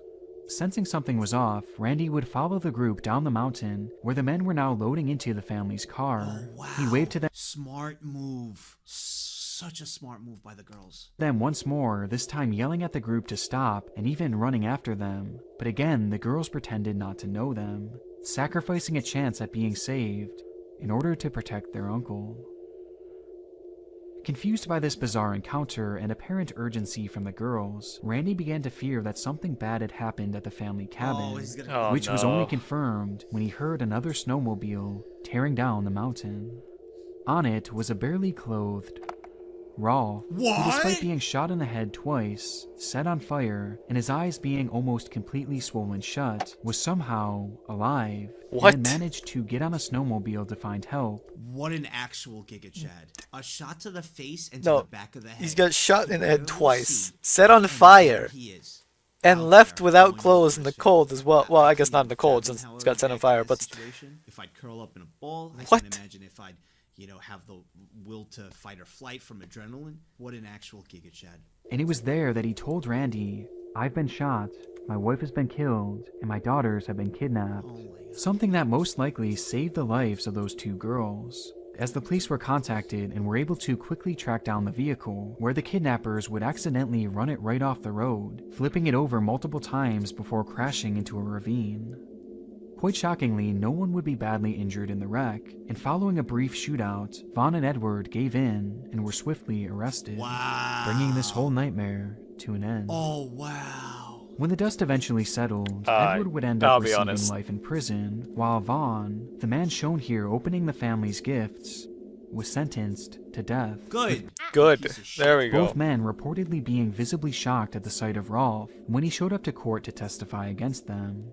Rolf would later go on to make a full recovery, which definitely ends the story off on an empowering note, though the carnage left behind by these two men in the moments following this video make it undoubtedly one of the darkest on the site. Fucking scumbags, man. You know what's scary about that is there's nowhere to like turn. I've been I'll try to lighten up the story with like a little funny, but I stayed at a me and my friends would go to the Poconos each year, like a group of us, and we'd just drink in the cabin. There's like nothing, right? You're in the middle of the Poconos, just snow everywhere. Let me just say this. You have electricity and stuff, but like For going to cabins out in the woods, doesn't matter if it's snow or no snow or anything, there is no good reason for you not to have firearms with you.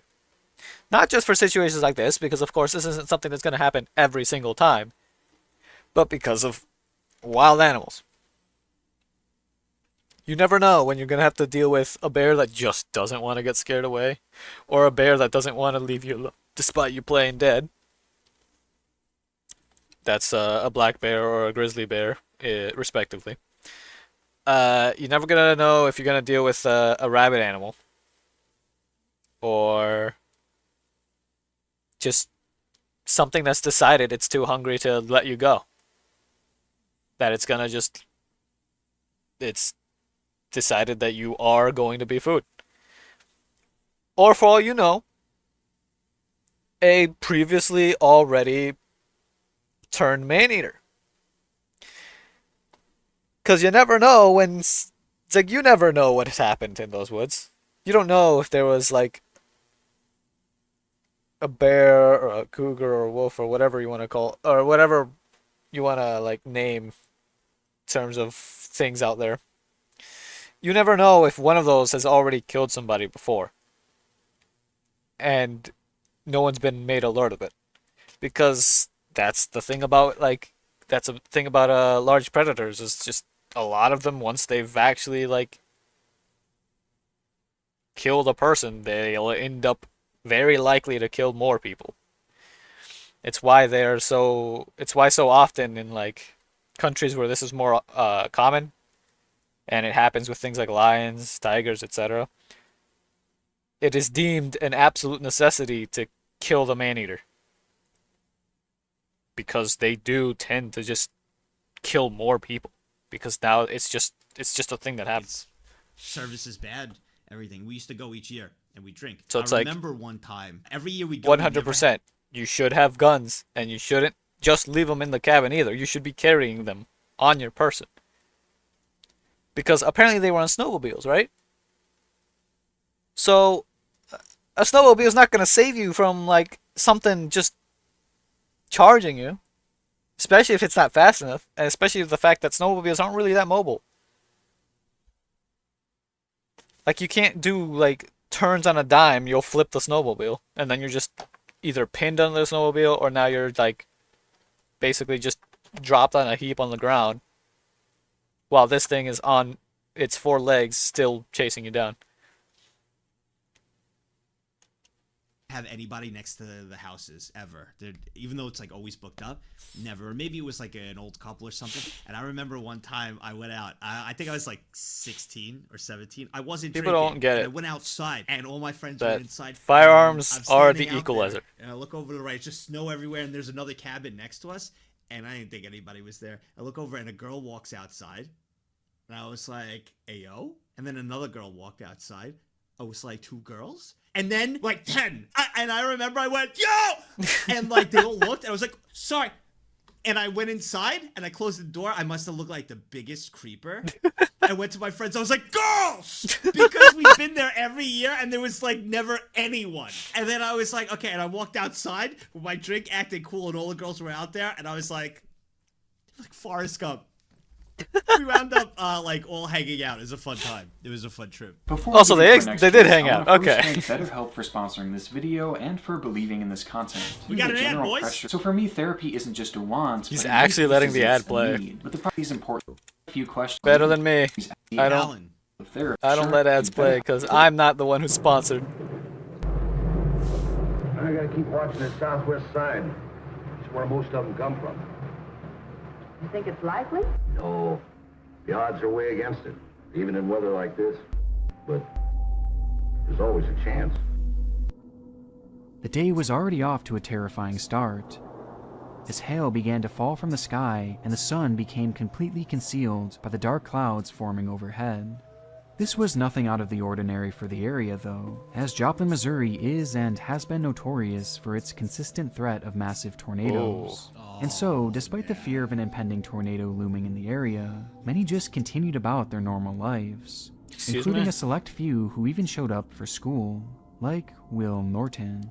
The then 16-year-old had been attending Joplin High School, which he was headed for Why does that that very hold on. day to attend. Why does that picture look like the Mr. Beast? Just early because it's morning the way he has his attending Joplin High hands. School, which he was headed for that very day to attend an early morning tennis practice, only to be met by those extreme conditions, with Will later going on to describe the harrowing events of that day in a YouTube video titled, I Nearly Nearly died. Died. So I get ready really fast and I rush to school, out the door, and then I'm leaving for school and there is just tons of rain. And the wind is so crazy. You just see water. It's like horizontal rain and all the cars are like veering. I was having trouble keeping my car on the road. I drive a Hummer. This should not be happening. God, I wish when I was his age, I drove a Hummer. While he's telling this, I want to show you a video. I remember this video stuck out with me. I've seen a lot of tornado that videos. one. This video stuck out the most with me. This video always gives me the chills, especially when it gets to the trees over here and you'll see the power lines.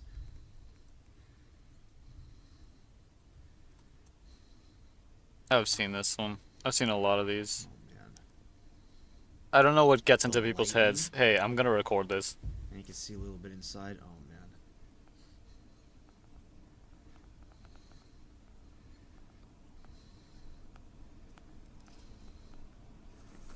Jeez, dude.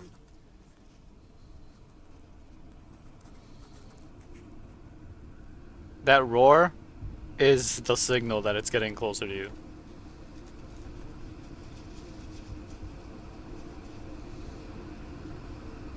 Like, why are you still there?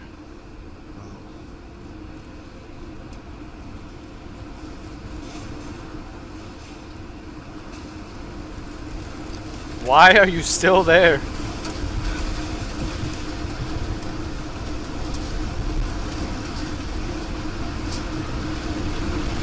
There's the roar, yeah.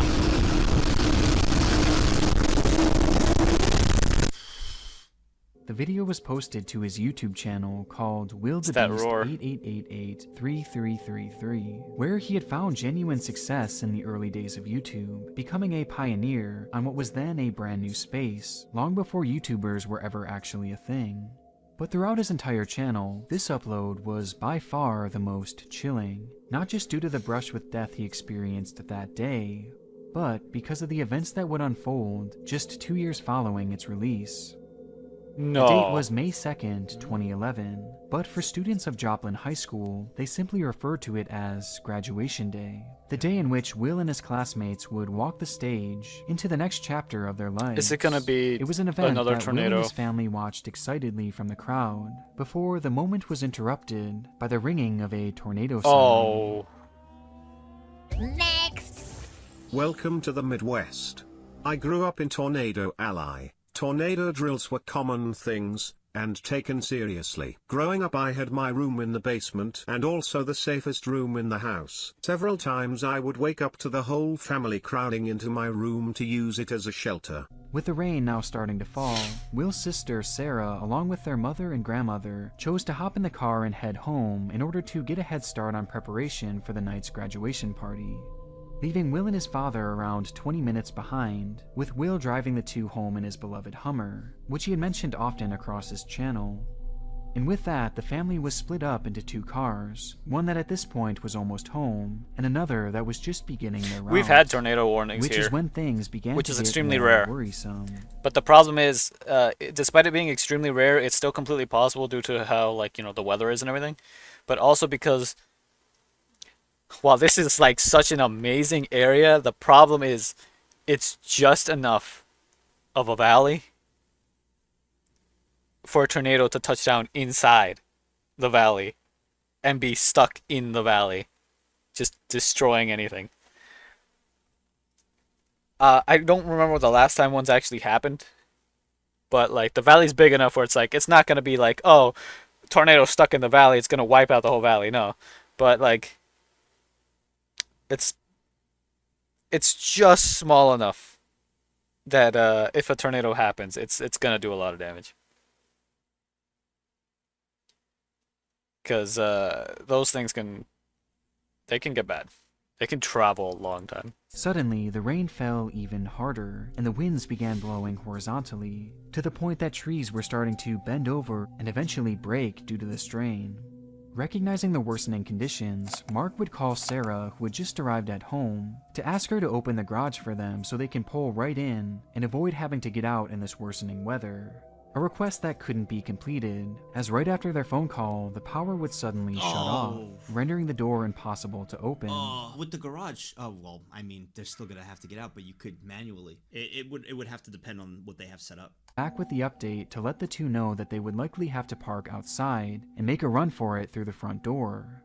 Though by this point, the sound of wind was nearly deafening over the phone, and despite repeatedly asking, "Dad, where are you?" all she could hear was wind.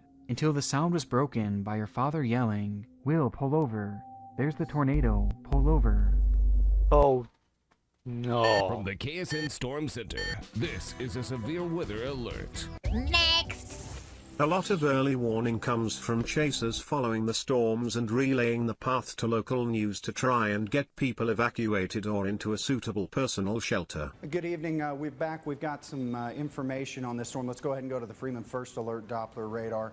Trained weather spotters in Galena are reporting now sightings of funnel clouds going off in Joplin. Those are definitely power flashes that we are seeing on the ground. Have a tornado on the ground? This is a tornado. Yeah, this is a very dangerous situation.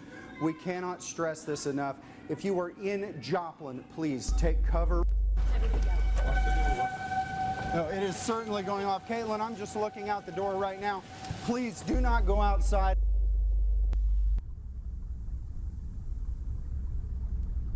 Towering in front of Will and his father was a massive 1-mile-wide tornado, with its winds gusting around 250 miles per hour. And they can last a long time and travel a the lot. Highest ranking a tornado can achieve. And now, Will and Mark were directly in its path. Suddenly, all Sarah could hear over the phone was the sound of crashing and destruction, before the call would be dropped. In that very moment, the tornado would come in direct contact with the Hummer, causing it to flip in the air multiple times. And despite Mark desperately holding on to his son, Will would slip through his father's arms and be sucked out of the car's sunroof. Somehow, Mark would manage to survive the direct hit of the tornado, but so many others were not as lucky, as the disaster would leave a staggering 158 He escaped once and didn't dead, escape including during Will, graduation, who, despite being too. missing for days, would be found at the bottom of a nearby pond days later. The story alone is incredibly grim, but it's made all the more disturbing by the video posted 2 years before, which now features so many chilling moments of foreshadowing. I pull over into the big puddles and I was like, ah. Keep in mind, I drive a Hummer, so really I shouldn't have any reason to be scared. Oh my Anyway, God. I made it safely home, and I think I'm just gonna go take a nap for the rest of my life. I'm done. I am done. I'm never driving in weather again, ever. Bye, guys. That's so sad and so creepy too. It's so chilling. The foreshadowing. It was set to be the party That of the was a year, transition. a celebration to say goodbye to 2008 and hello to a brand new promising year. It was New Year's Eve, the day What the fuck? the event was dubbed Good. When I lived in Kansas City, Missouri growing up, we had a tornado that missed us by a mile, but hit the Ford dealership a block away. They found cars from the dealership following the path of the tornado for the next mile or two. Oh my god. And it was an F4. Question, if a truck or a car from the dealership flies around, right, launches up and somehow lands in your driveway with very little damage somehow, is it yours? Hitting on the theme of leaving the past behind and starting fresh in this new year. And in preparation, promotional commercials would be shot and aired all throughout the region, building up even more hype for the much anticipated event.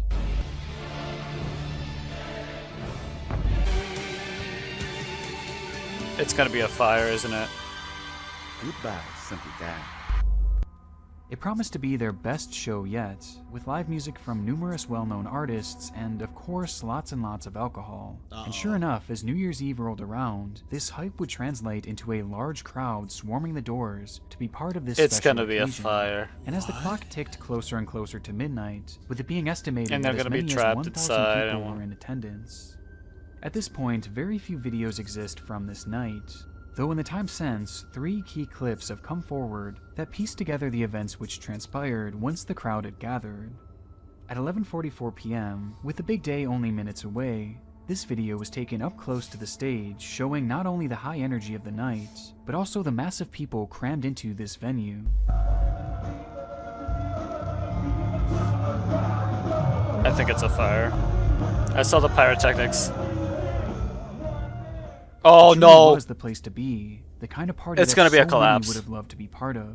I didn't This realize wasn't there's a- even the main it's gonna event. be a collapse. Midnight was fast approaching, and the owner of the club had promised a spectacle that the city would never forget. I don't know if they're inside or not, and I don't know what it's leading to. I actually never heard of this, but the thing that I'd be... I saw that balcony. I just get weary of being in any concert or anything that's enclosed. Number one, I just don't like it. And two, especially if they're using, like, flame... Pyrotechnics? Like fireworks or, like, you know, special effects with pyro in a closed environment, and you would be like, who would do that? I've seen it plenty. I don't know what this is going to. I actually don't know about this. And so an idea was hatched to give patrons sparklers which would be lit and used during the countdown. Even better, give drunk people fire. That's Oh. the equivalent of me giving you guys Okay. fire. And be like, hey, please. It's be either a careful. collapse, fire, or both.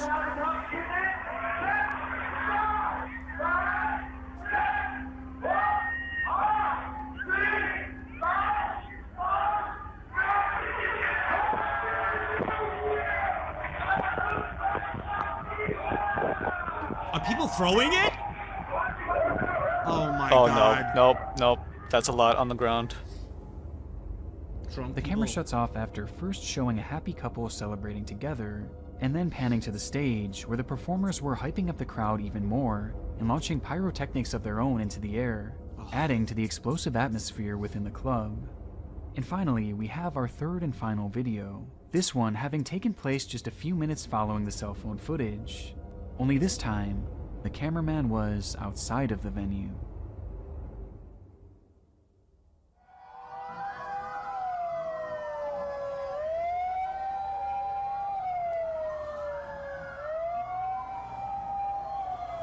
Oh, jeez. Oh Yep, my it was a God. fire.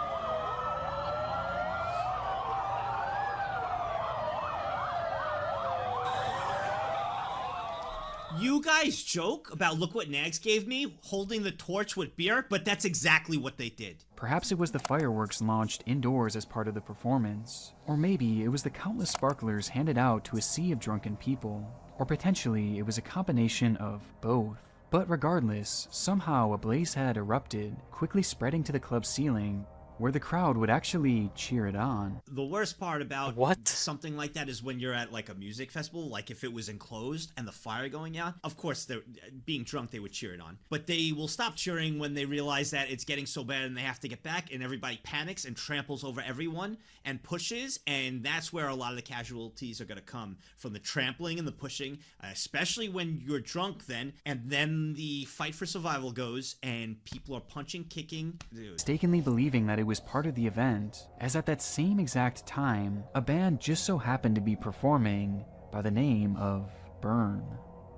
By this point, the performers knew immediately that the fire was unplanned and that an emergency was brewing, and so they slipped off the stage and out the back exit, with no guidance being given to the 1,000+ people in the venue, none of whom had realized the danger they were truly in, until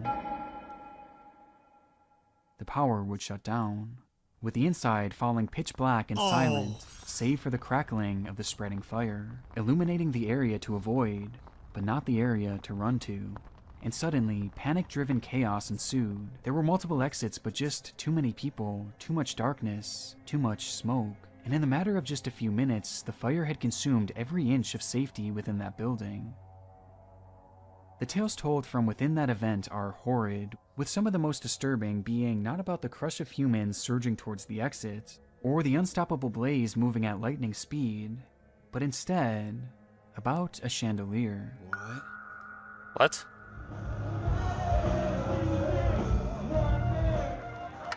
Is it? Why do I hear? Is that?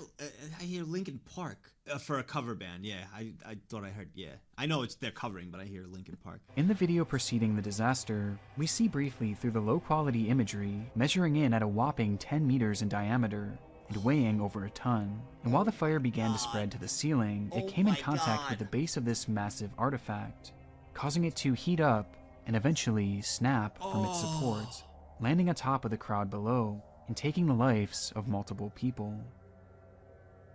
When the smoke eventually cleared on the catastrophe and the carnage was fully revealed, it would be announced that 67 people had lost their lives that day, with countless others being burned and permanently disfigured, leading to the club owner being jailed for 3 years. 3 years! Next! The band, the staff, none of them hits the fire alarm. They just left, knowing damn well the All building of them was burning down. should What get the way hell? more How than do you that, do that? for the death of 60+ people. Back exit when they see that, just letting people fend for their lives. I think The band sticks out the most for me. You have a mic in hand, the awareness of the emergency, and you don't say a word? That is crazy. I'm with you on that too, and they probably got nothing of it. YouTube comments, what do you think on who should be charged more? Should the band be charged, etc.? Here are your thoughts. Come, little rabbit. Our final video is probably one of the most unusual cases that I've come across in quite some time, with that being the story of Akmal Sheikh. Born in Pakistan in 1956, Sheikh had spent the majority of his life unnoticed, spending his days mainly outside of the gaze of the public eye, though that didn't mean his life was uneventful by any means. Over the years, Sheikh would move from country to country starting numerous new businesses, like in the 80s when he moved to the US to become a real estate agent, and then in the 90s when he moved to London to start a minicab business. With the only problem being that none of these ventures ever really stuck, causing him to live in a state of poverty. Just by the way, one of the things at New York City taxi cabs and everything, it's really, oh my god, they got such a lock on for the license for things, for all the different stuff to try to run that. It is like almost impossible to make money. And his failures didn't stop there, as in 2003, Sheikh would be accused of sexual harassment and unfair dismissal of a 24-year-old employee, resulting in his wife taking his kids and filing for a divorce, which would be far from his last legal struggle. In 2005, Sheikh was placed under official investigation following the London bombings, as he was caught sending a text to his friends stating, "Now everyone will understand who Muslims are and what jihad is," while at the same time being accused of threatening his ex-wife. Now, none of these claims ever led to any official legal charges, though he would be arrested just months later for driving under the influence. As you can see, Sheikh's life was a roller coaster, and at this point he was on his largest drop yet, disgraced and living off of handouts and eating out of soup kitchens nearly every night, until the year 2007, when his life would change forever. During a public demonstration that year, Sheikh would be introduced to a man named Gareth Saunders, a musician who had ties all throughout the music industry, including with numerous recording studios in the area. And it was during this chance meeting that Sheikh's life purpose would be discovered. At some point prior, Sheikh, a man with no musical experience whatsoever, had written a song called Come Little Rabbit, which he believed would propel him to worldwide stardom. No musical experience at all, decides to pick up the pen and paper, write a song. A lot of today, people feel like they could just pick up something and become the best at it. They don't see the countless hours of hard work, whether it be an athlete, whether it be a content creator, you know, in a profession, in sales, that it takes time. Sure, you can have some natural talent, ability behind something and be good, but to perfect it and get into the top echelon, into like the 1% of that skill set or whatever the case may be, hours upon hours, man. And a lot of people just don't see that. They want instant gratification. As Shake was so sure that not only would the song break records and become a global phenomena, but also that it would bring the world together and usher in a new era of peace on Earth. In a sense, he believed that this song could truly save the world. And with this in mind, he began to beg his new acquaintance to help him record the song in a studio. A request that Gareth eventually seemed to accept. The amount of times I've walked down in Times Square having people come up to me to give me their mixtape. By the way, don't ever accept them because you're going to get charged. Also, don't take any pictures with the people in costumes in New York City, in Times Square, because you will be harassed and followed blocks. Ignore them all. Please, don't take pictures with them. Don't tell me what to do. Okay, Lohai, guess what, Lohai? Do me a favor. Go out there. I want you to go to Times Square, Lohai. You want to be a f***ing wise ass? Go out to Times Square, Lohai, all right? I want you to get a mixtape while taking a picture with f***ing Spider-Man. Come back and talk to me. Come back to this chat. Tell me how it went down. You'll have no more money left. You'll have the worst time ever. You'll be stalked and harassed. You probably call the cops. The song did not perform as intended, and sadly the world did not come together in harmony upon its release, likely because the song just wasn't very good. The sad reality of the situation was that Akmal Sheikh was a very mentally unwell man, and these big dreams that he had throughout his life were, in most cases, more so delusions. And though we don't know for sure what exactly he was suffering from, many close to him described his behavior as being on par with severe bipolar disorder. And Come Little Rabbit was the latest example of his struggling mental state, representing a point in which he detached his furthest from reality. And sadly, it was this very song that would drive his life to an even lower point, becoming convinced that the only reason it hadn't worked already was that no one knew who he was. But this was all going to change after he received an opportunity that would shift the course of his life. Around the same time, Sheikh was introduced to a man named Okol, who had just the opportunity waiting for him. By pure chance, a once-in-a-lifetime performance had opened up in one of China's biggest nightclubs. The only thing I could think of is he played it and got memed on. So happened to be owned by Okol, and supposedly being impressed by Come Little Rabbit, Okol decided he was going to fly Sheikh out to China to fill that slot and perform in front of thousands. Really bad's gonna happen. And so on September 12th, 2007, Akmal would be flown to China free of charge to make his dream a reality. But before leaving, Sheikh was given a single suitcase by Okol, which he was told to bring along with him to their destination, since due to a scheduling conflict, Okol had to grab a later flight. So, no, bro. By all accounts, at first I was like, what is there, a rabbit suit in there? And then when he gets there, he's gonna have to put on the rabbit suit. I was trying in my head to maybe, no, it's not gonna be what I think it's gonna be. Arose when the plane touched down at Urumqi Airport in China, as there was one major issue. Sheikh didn't speak the language, and so once released at the gate, the man had no idea where to go and was unable to communicate with anyone, leading to him pacing around nervously and acting slightly erratic, which didn't go unnoticed by airport security. They watched the man's behavior deteriorate for several minutes before ultimately making the decision to detain him and search his belongings. Yo, it's your boy Young Nug. Check out my new mixtape. It's the hottest fire, for real, for real. On G, my man. My latest track is called Hot Milky Orange. And bro, it is straight fire. I'm changing the game. Let me play you a bit. Yo, yo, yo, yo, it's milk. It's fire. Milky fire on my chair. Milky fire everywhere. Yeah. You guys want to hear my new song? Believing that what surely is he was that? up to something suspicious, which is when they'd open that very bag given to Akmal by Okol, only to discover a staggering 4 kilograms of heroin. Damn.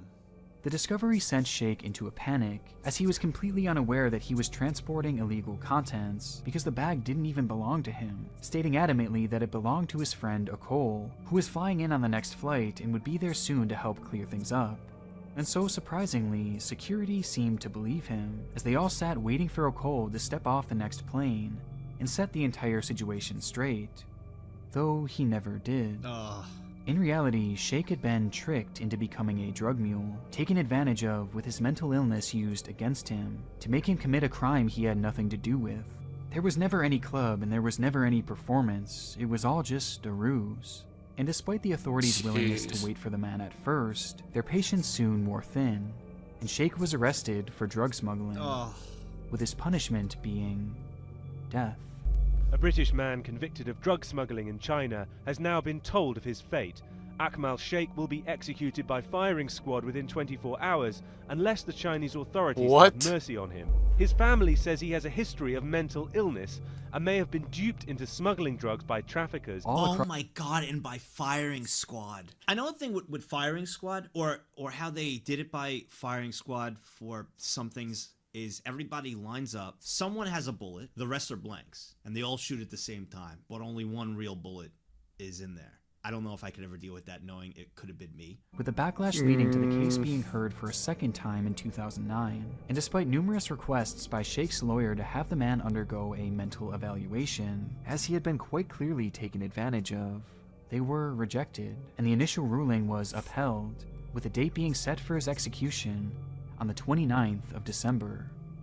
Following this shocking decision, the first and one of the only full recordings of Come Little Rabbit would be posted to YouTube, which featured not only the lyrics, but also the sad story of Sheikh along with it, including a call to the viewers to join the effort in stopping the impending execution, as part of a massive final push to change the minds of China's government.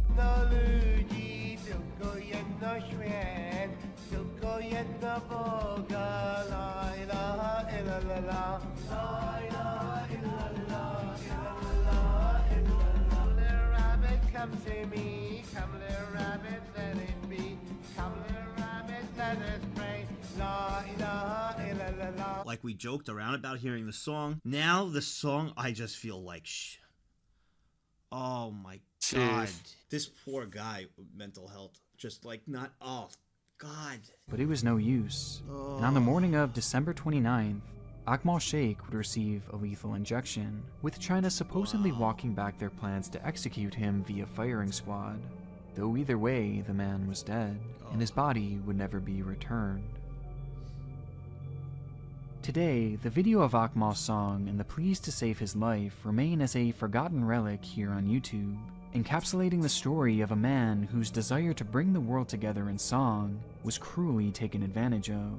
And though it was peace that he was so desperately seeking, the song would only lead to his ultimate demise.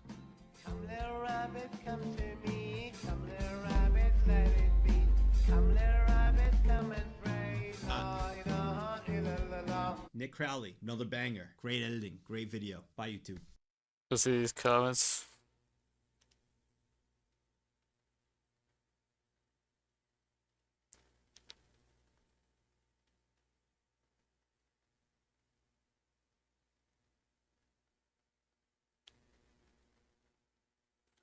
Respect to that dad for going through all that pain and his only thought being to protect his daughters.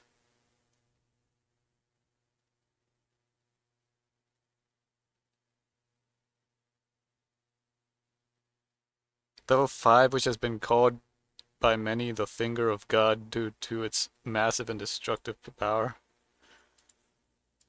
That's from a movie? Oh.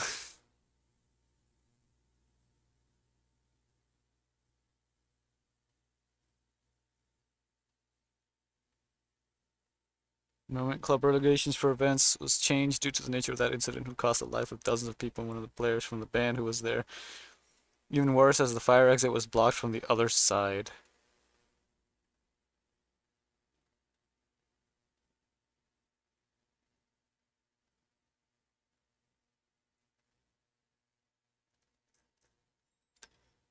Alright, let's go for some something more lighthearted, yeah?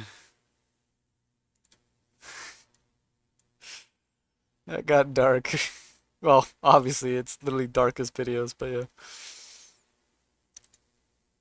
You can see the crazy media thing.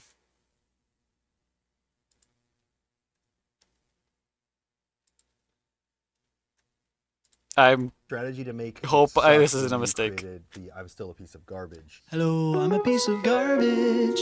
Yeah, I just wanted to put a lot of jingles into the thing. So what I did was I picked a random day and then checked to see what was going on and then turned that into a jingle. By coincidence, the same day came up, or like the next day. So now you have two choices. You're like, okay, well, I could abandon this system of this game that I'm doing, or I could still try to make sense of it. Oh, hi, thanks for checking in. I'm still a piece of garbage.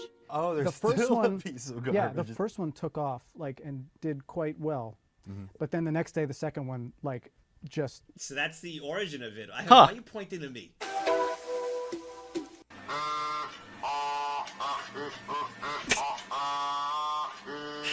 I need to figure out how you set up media share. If I remember correctly, that's the first AI thing that's trying to mimic a voice. It looks a little sus, but that's what its intention is supposed to be. If you're gonna play like that, you better have shockwaves to finish the job. Because if that guy had shockwaves after he railed me like that from behind.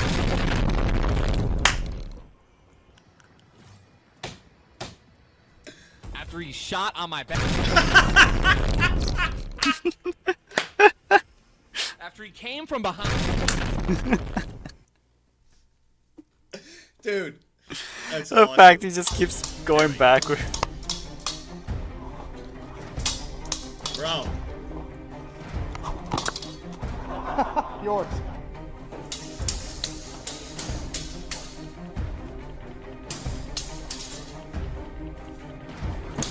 That's sick.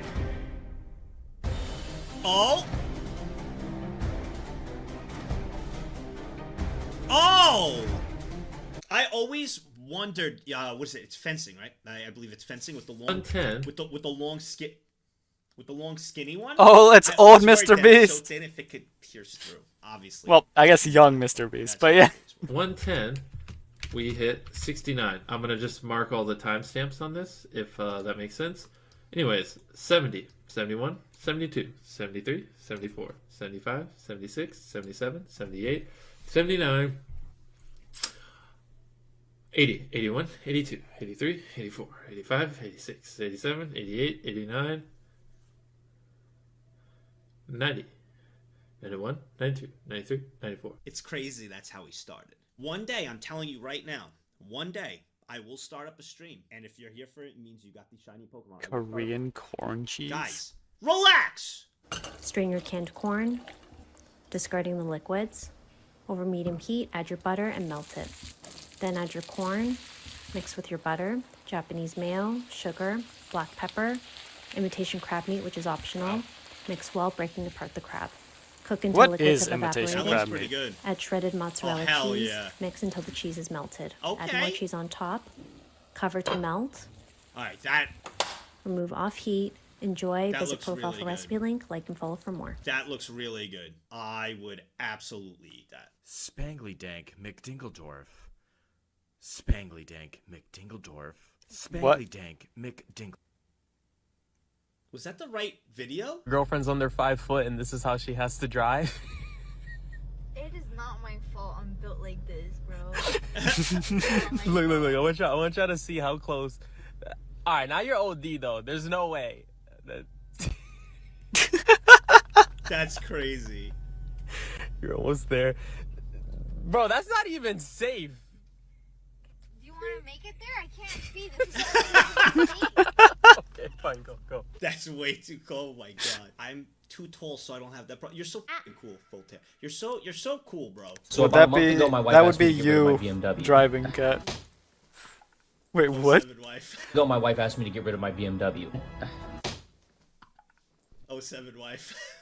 An alert 4-year-old discovers her family's air fryer is on fire.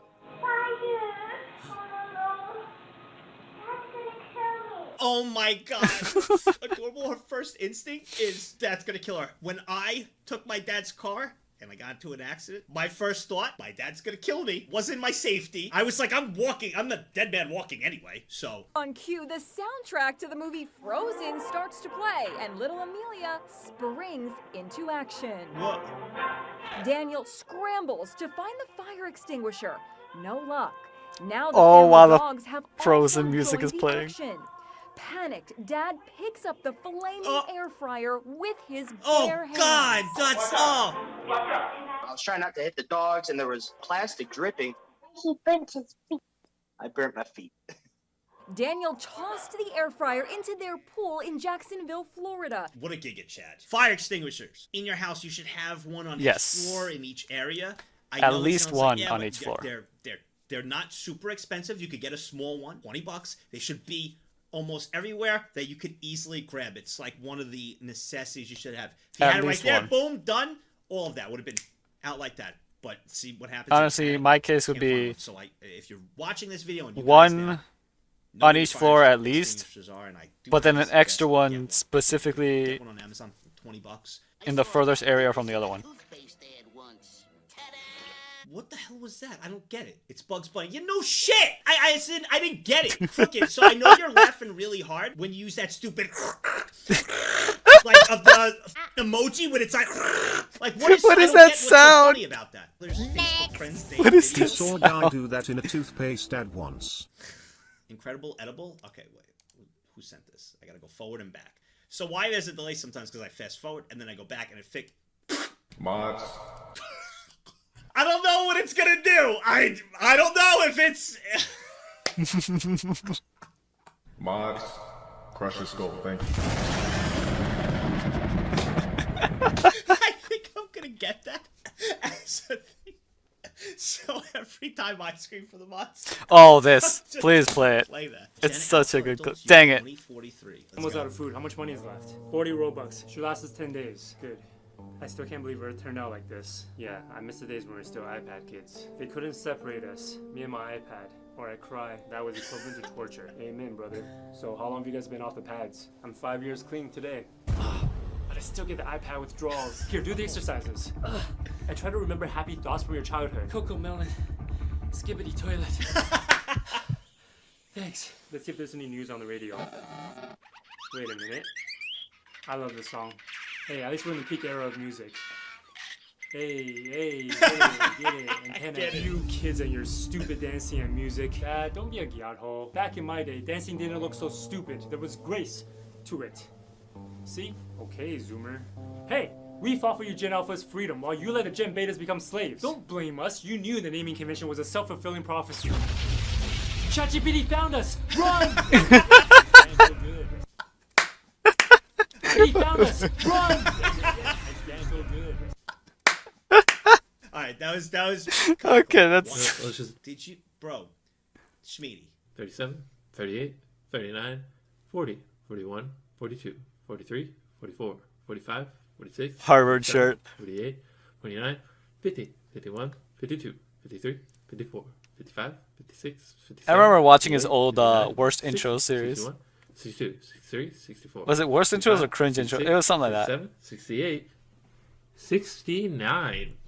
Now what I'm gonna do is I'm gonna timestamp all the landmarks. Next. You got to admit this shit's actually hilarious, Keck. I don't care who the IRS sends. I'm not paying taxes. I didn't say that. I was reading the title. Just letting you know, I always pay my taxes to IRS. I am so sorry. I will always pay. I don't mess with you. And I'm letting you all know, you should pay your taxes too. Dude, I'm actually a little flabbergasted. I don't mess with that. That's one entity I'm scared of. I can't believe how much I hate everything. Hi, Dan. I just moved in next door. Next. Supermodel. For legal purposes, Shut up! Mr. Shut up! IRS. Oh, yeah. This was a bad joke, Kappa Keck. Yes. I don't care who the IRS sends. I am not paying taxes. The willpower on that, dude. And yet another fantastic performance by Joe Flacco, who months ago was sitting on a couch, and now, at nearly 40 years old, will be leading his team to the playoffs. Yep. Does this guy think because Joe Flacco could do it now? Listen, I could still get. Ow! I could still. Ow! I want, What bro. did I'm I telling just you, do? I still got it. And Joe Flacco still got it.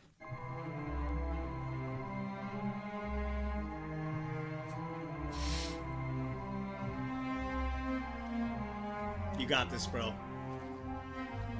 Look at that smile. You got this, bro. Let's go! Show them! Show them!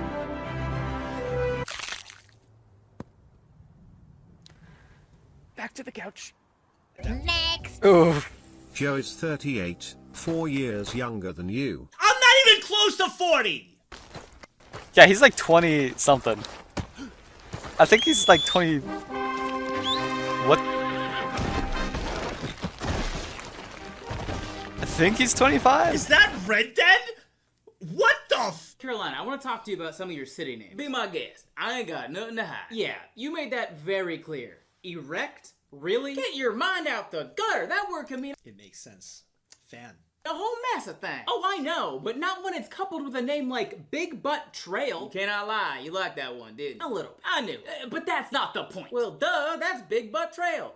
That is High Point. Right, High Point, conveniently located There's a next to foot town? Climax. I don't see the problem here. This is all just way too much, North Carolina. You reckon I could even those two out by adding a Low Gap and a Love Valley? What is this, a Tenacious D song? No, but Meat Camp and Man's Harbor for sure need to be sung. Meat what? I'm genuinely surprised you haven't made a big stink about Horny Town. Excuse me? What? What's next, Hooker Town? Hookerton, actually, we dropped the W. Please make this stop. You're looking a little rough around the edges there, champ. Good news on that, though. I don't want to go to Rough Hedge. Relax a bit. Just go where the wind blows you. You might even end up in Grab Town. We're moving on. That's fine. I just want to say Coin Jock first. You're packing now. Yeah? You're gonna go there? What? I'm gonna lose it, bro. Yeah, alright, so for anyone at YouTube or here that might not know Low Tier God, so I got the background info on Low Tier God a little bit from Ko and then from like some documentaries and things. Let's just, how do you do it? He was fighting in the fighting game scene and like community. Really good too. Let's just say he just had no filter. I do not fear you, mother. That This voice. device is nothing more than an empty threat. You do not have a heart to dampen me, your favorite son. In fact, I challenge you.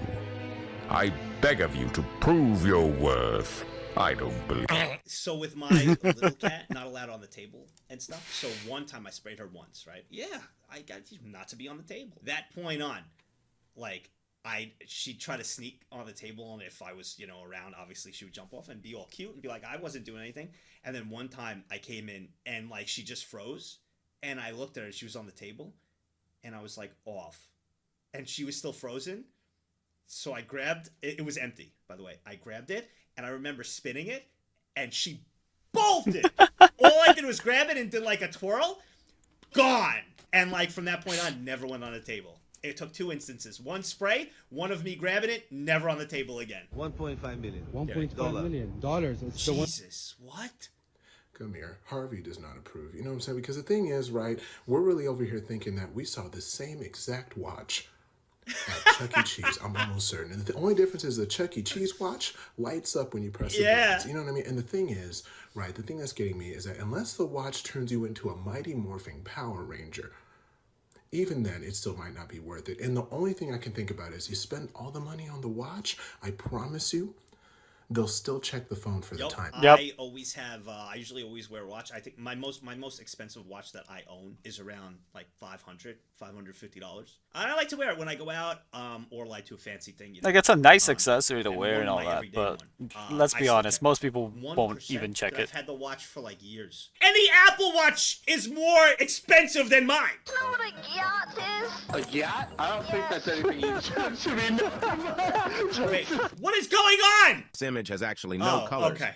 Stare at the red dot in the middle for 5 seconds. Okay. Ready? Do it. 1, 2, 3, 4, 5. Close your eyes for another 5 seconds. 1, 2, 3, 4, 5. Now open your eyes. I had a feeling. I was like, yeah, no, I'm not doing this. Dumb dude. Alright. Does he have another one? He does have another one. How long has it been? It's already... You're emo, right? Are you emo? Because like you wear all black. You wear all black because like you're depressed. What? Oh no! Because Nags always wears. This time, Eggman, you're too late, Sonic. Behold, Chaos 6. Talk about low-budget boss fights. On the contrary, it has everything it needs to defeat you.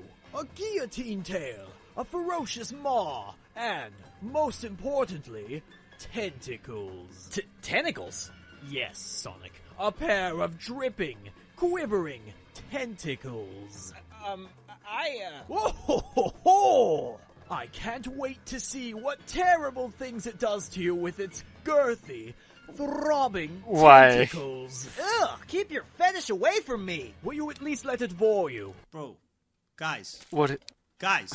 The letter D, and then the letter D. It looks cool. This is the shit you send me.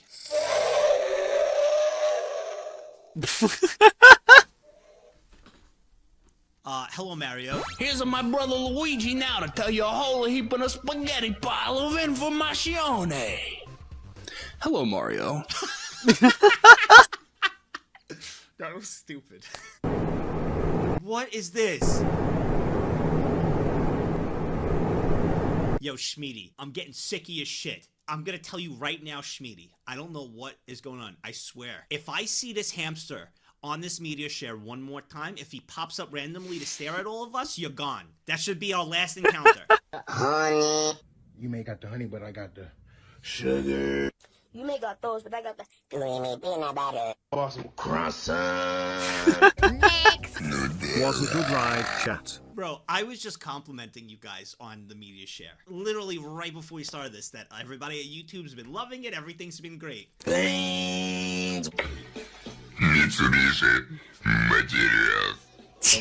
Cream of mushrooms. Bro, she might have made beans, but you forgot about the macaroni and cheese. What the fuck? Creamy Italian. Cheddar cheese. You may have the creamy peanut butter, but I got Tomato ketchup. slice of cheese. You may got the sugar, but I got the Milo wafers. Peanut butter. Oh, and it's creamy. This is so Zoomer. And I can't believe I smiled one time so far. I left at one thing. Yo, y'all got all that, but I got the Kroger Italian style. What is this? Next. It makes sense. The kids get out of school around this time. So when you showed up late, they were finally here to submit their media share videos using their mom's credit card. And I got that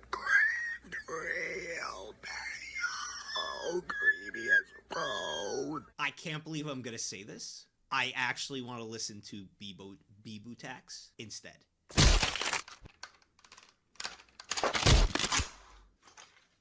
Horribly cursed reloads from Ohio. So cool.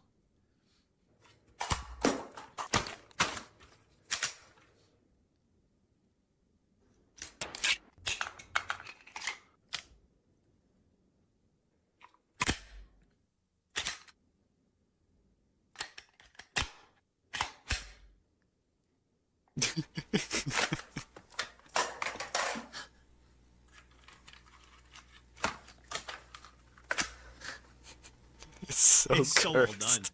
done. He did one with he did one with like a lot of random stuff, like a lamp and different things. He's very, very, very talented. It's really cool. Okay.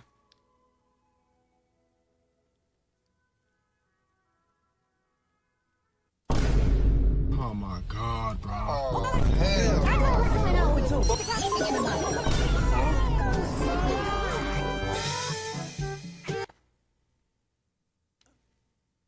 I have not played. All I've heard was bad. That's what makes me sad too. No, it definitely was innovative. Never before have I played a game this hyped and this expensive that was this empty and boring. Alright, let me be honest with you. We all have bought games for $50 Makes me or so $60, sad because I really wanted where it to was, be like, good. I really not wanted to good, play it. But it hit the cusp of like, alright, it's kind of worth 50 or 60. I let it pass, right? It hits on the borderline. You know what I mean? Like, where it's like, it's really not worth 50 or 60 bucks, but like, it clears it, Time right? is it? It just clears it. Like, Oh, alright, jeez, it's you almost know, 2 is a.m. this Okay, really, I like, can probably... body- I'll end after this one. It makes me want to try it, that everybody says it's so bad. I've heard nothing but it's terrible. Next. Nags, it's so bad. Diablo 1 has less loading and more content than Starfield. Diablo 1 was good. Come on, man. It's Bethesda. It's just 16 times worse than Fallout 76. Oh my god. Next. Try it. Hey, when 76 we is not find bad Ford, we anymore. don't wanna keep It's the actually a game. decent game now. Damn. Charged city police have charged him. Want to see something crazy? Look up how Bethesda started responding to reviews with snarky remarks. Baltimore City Police have charged a man. 31-year-old Dwayne Townsend is charged with indecent exposure and disorderly conduct on several occasions dating back to November of 2018. And you see, that's what the problem is. Now, it's a beautiful day. I want to come outside with my shirt off, and I was just jogging, trying to get my body back in shape. And all of a sudden, I get hit stick like I'm on Madden, just boom, out of nowhere by a cop. And, you know, it scared the hell out of me. I was so scared, y'all, I didn't own myself. And I'm talking about I was wet. I was wetter than a well in a bubble bath drinking a bottle of water, okay? And to myself, I said, indecent exposure? Hold up. Wait a minute. Something ain't right. What you want me to do? I'm a man. You want me to put on a bra? Man, that bra strap will snap like a bungee cord. Just go. And, you know, I just came out of court, and they just gave me 2 court dates. One for each titty. Alright, that was pretty good. Gets attacked by a wasp? Oh, I don't even blame him. No, not now! No, there's a wasp! Oh. Not like this. God, please. Yep. I would do the same. I Man, would try to finish the wasps fight, are just- And yeah, I would do the same. I don't with wasps, bro. But it's 3D. Okay, that Did looks- the wasps ever come back? No, and now that there's snow and stuff around, they're dead. Go. Okay, that looks really different. Why am I walking like that? Okay, I got some tools. Copper finally does something. I think I made that joke last time. All right, slimes look a little different. Die. Get That's some wood. cool. Reacquired. Okay, my only Why is it goal is so to find loud? diamonds, so we found a cave. Is that a chest? Spear? Can of worms? It's a dead end. Well, surely I should head to that ominous dark forest. What could go wrong? Actually, there's a desert. Maybe we can find a village or a This is temple. so And it looks cool. like Eater of Souls is flying at me. He was flying at me! Go away, Eaters of This is Souls. actually pretty Any cool temple? looking. Oh no, it's becoming night. Surprisingly. Is that a phantom? Get Bro, speared, noob! This is actually so cool. I know it's just Minecraft, but it's cool.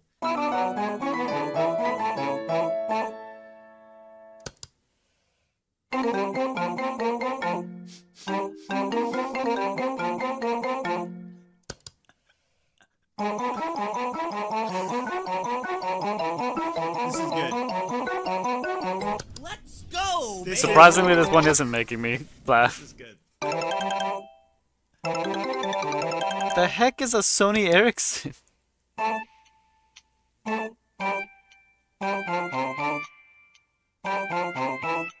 That was really good. It's perfect. All right, Astral Fury, you're gone. I was waiting for someone to make a cat punch. You're gone. How to water a plant?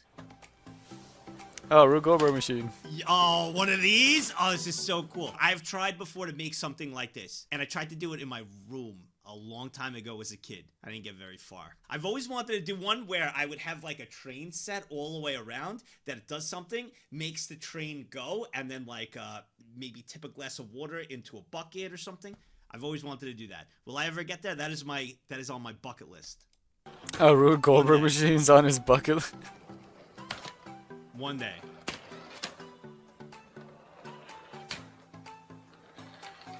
Watch this do nothing. Like, watch it. It's just. Oh, so cool.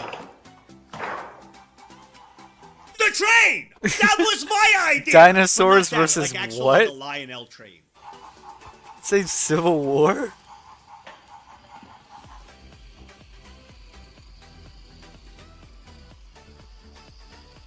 Dude, that's so cool.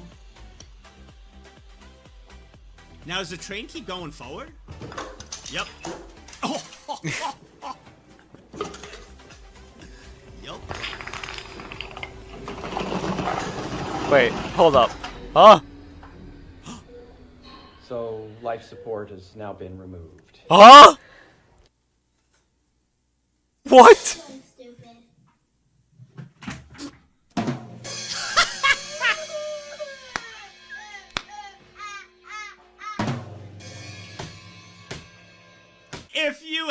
sibling? That is just beautiful. That is like the dream scenario if you have a sibling for something like that to happen.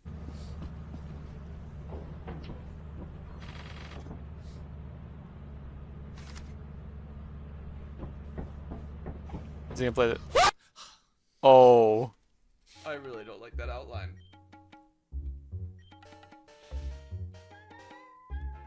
Oh!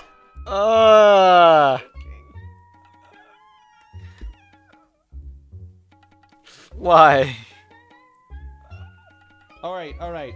Low punny, probo pass. There is no way.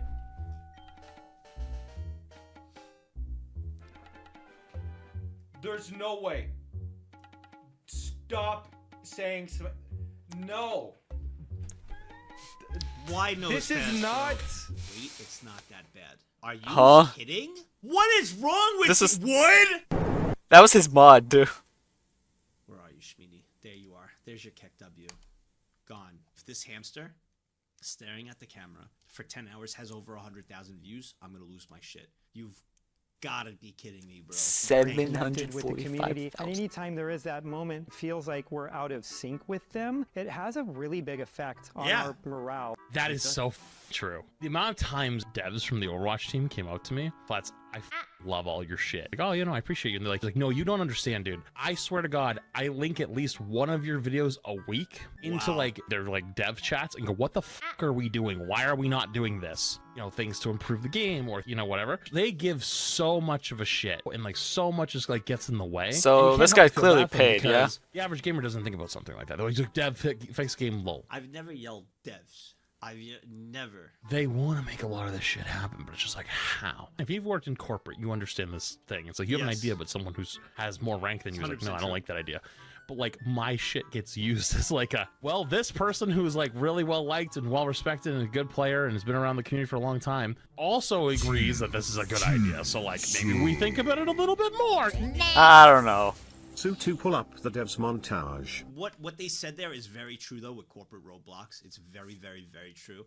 And here's the bad part. This is why I tell you guys, and here YouTube if you're listening, it is about what you know sometimes, but you'll learn in life, especially in the corporate structure, as you move up and different things. It's not always so much about what you know, it's who you know. If you find someone that really likes you, right, and you're working on something, it's a little bit easier to get over a roadblock. Right, especially if they're in a higher up position, you'll find that. So what I'm hearing is find people who are higher up positions that like me. Have a good idea and such, but it's a lot about who you know as well. How? Which is why one of the things I try to tell everybody, you guys here at Twitch and YouTube, you want to also network within your job. You don't want to burn bridges when you leave. You want to utilize whatever you can. You want to grab those. I mean, closest thing to networking I do is just, oh hey. For a long time.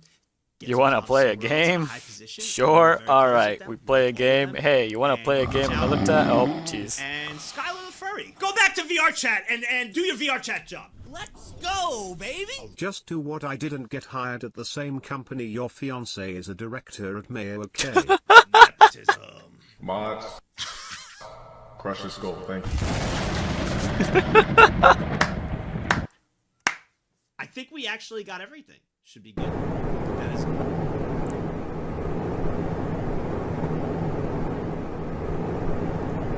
Is that what it ends on? Is that it ends on this? That's it. Alright, well, I was just hanging out tonight, so. Thank y'all for stopping by.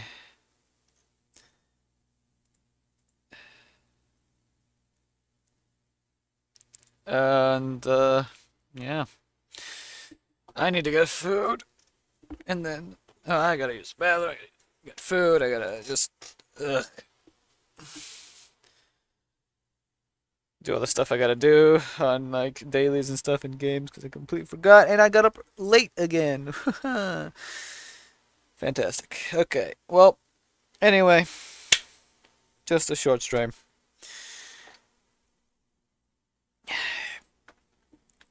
We'll see what happens tomorrow. AK Friday. And, yeah. I will see y'all potentially tomorrow. If not, then it is what it is. I just wanted to at least get one stream in today. Or, well, I guess this week. And, yeah. I'll see about potentially some collab streams happening. Oh, wait, no. There might be a stream tomorrow for Arma. For the first time in a long time. Only issue is, we've got, like, zero information about it still. Which is a problem. I'm gonna go message...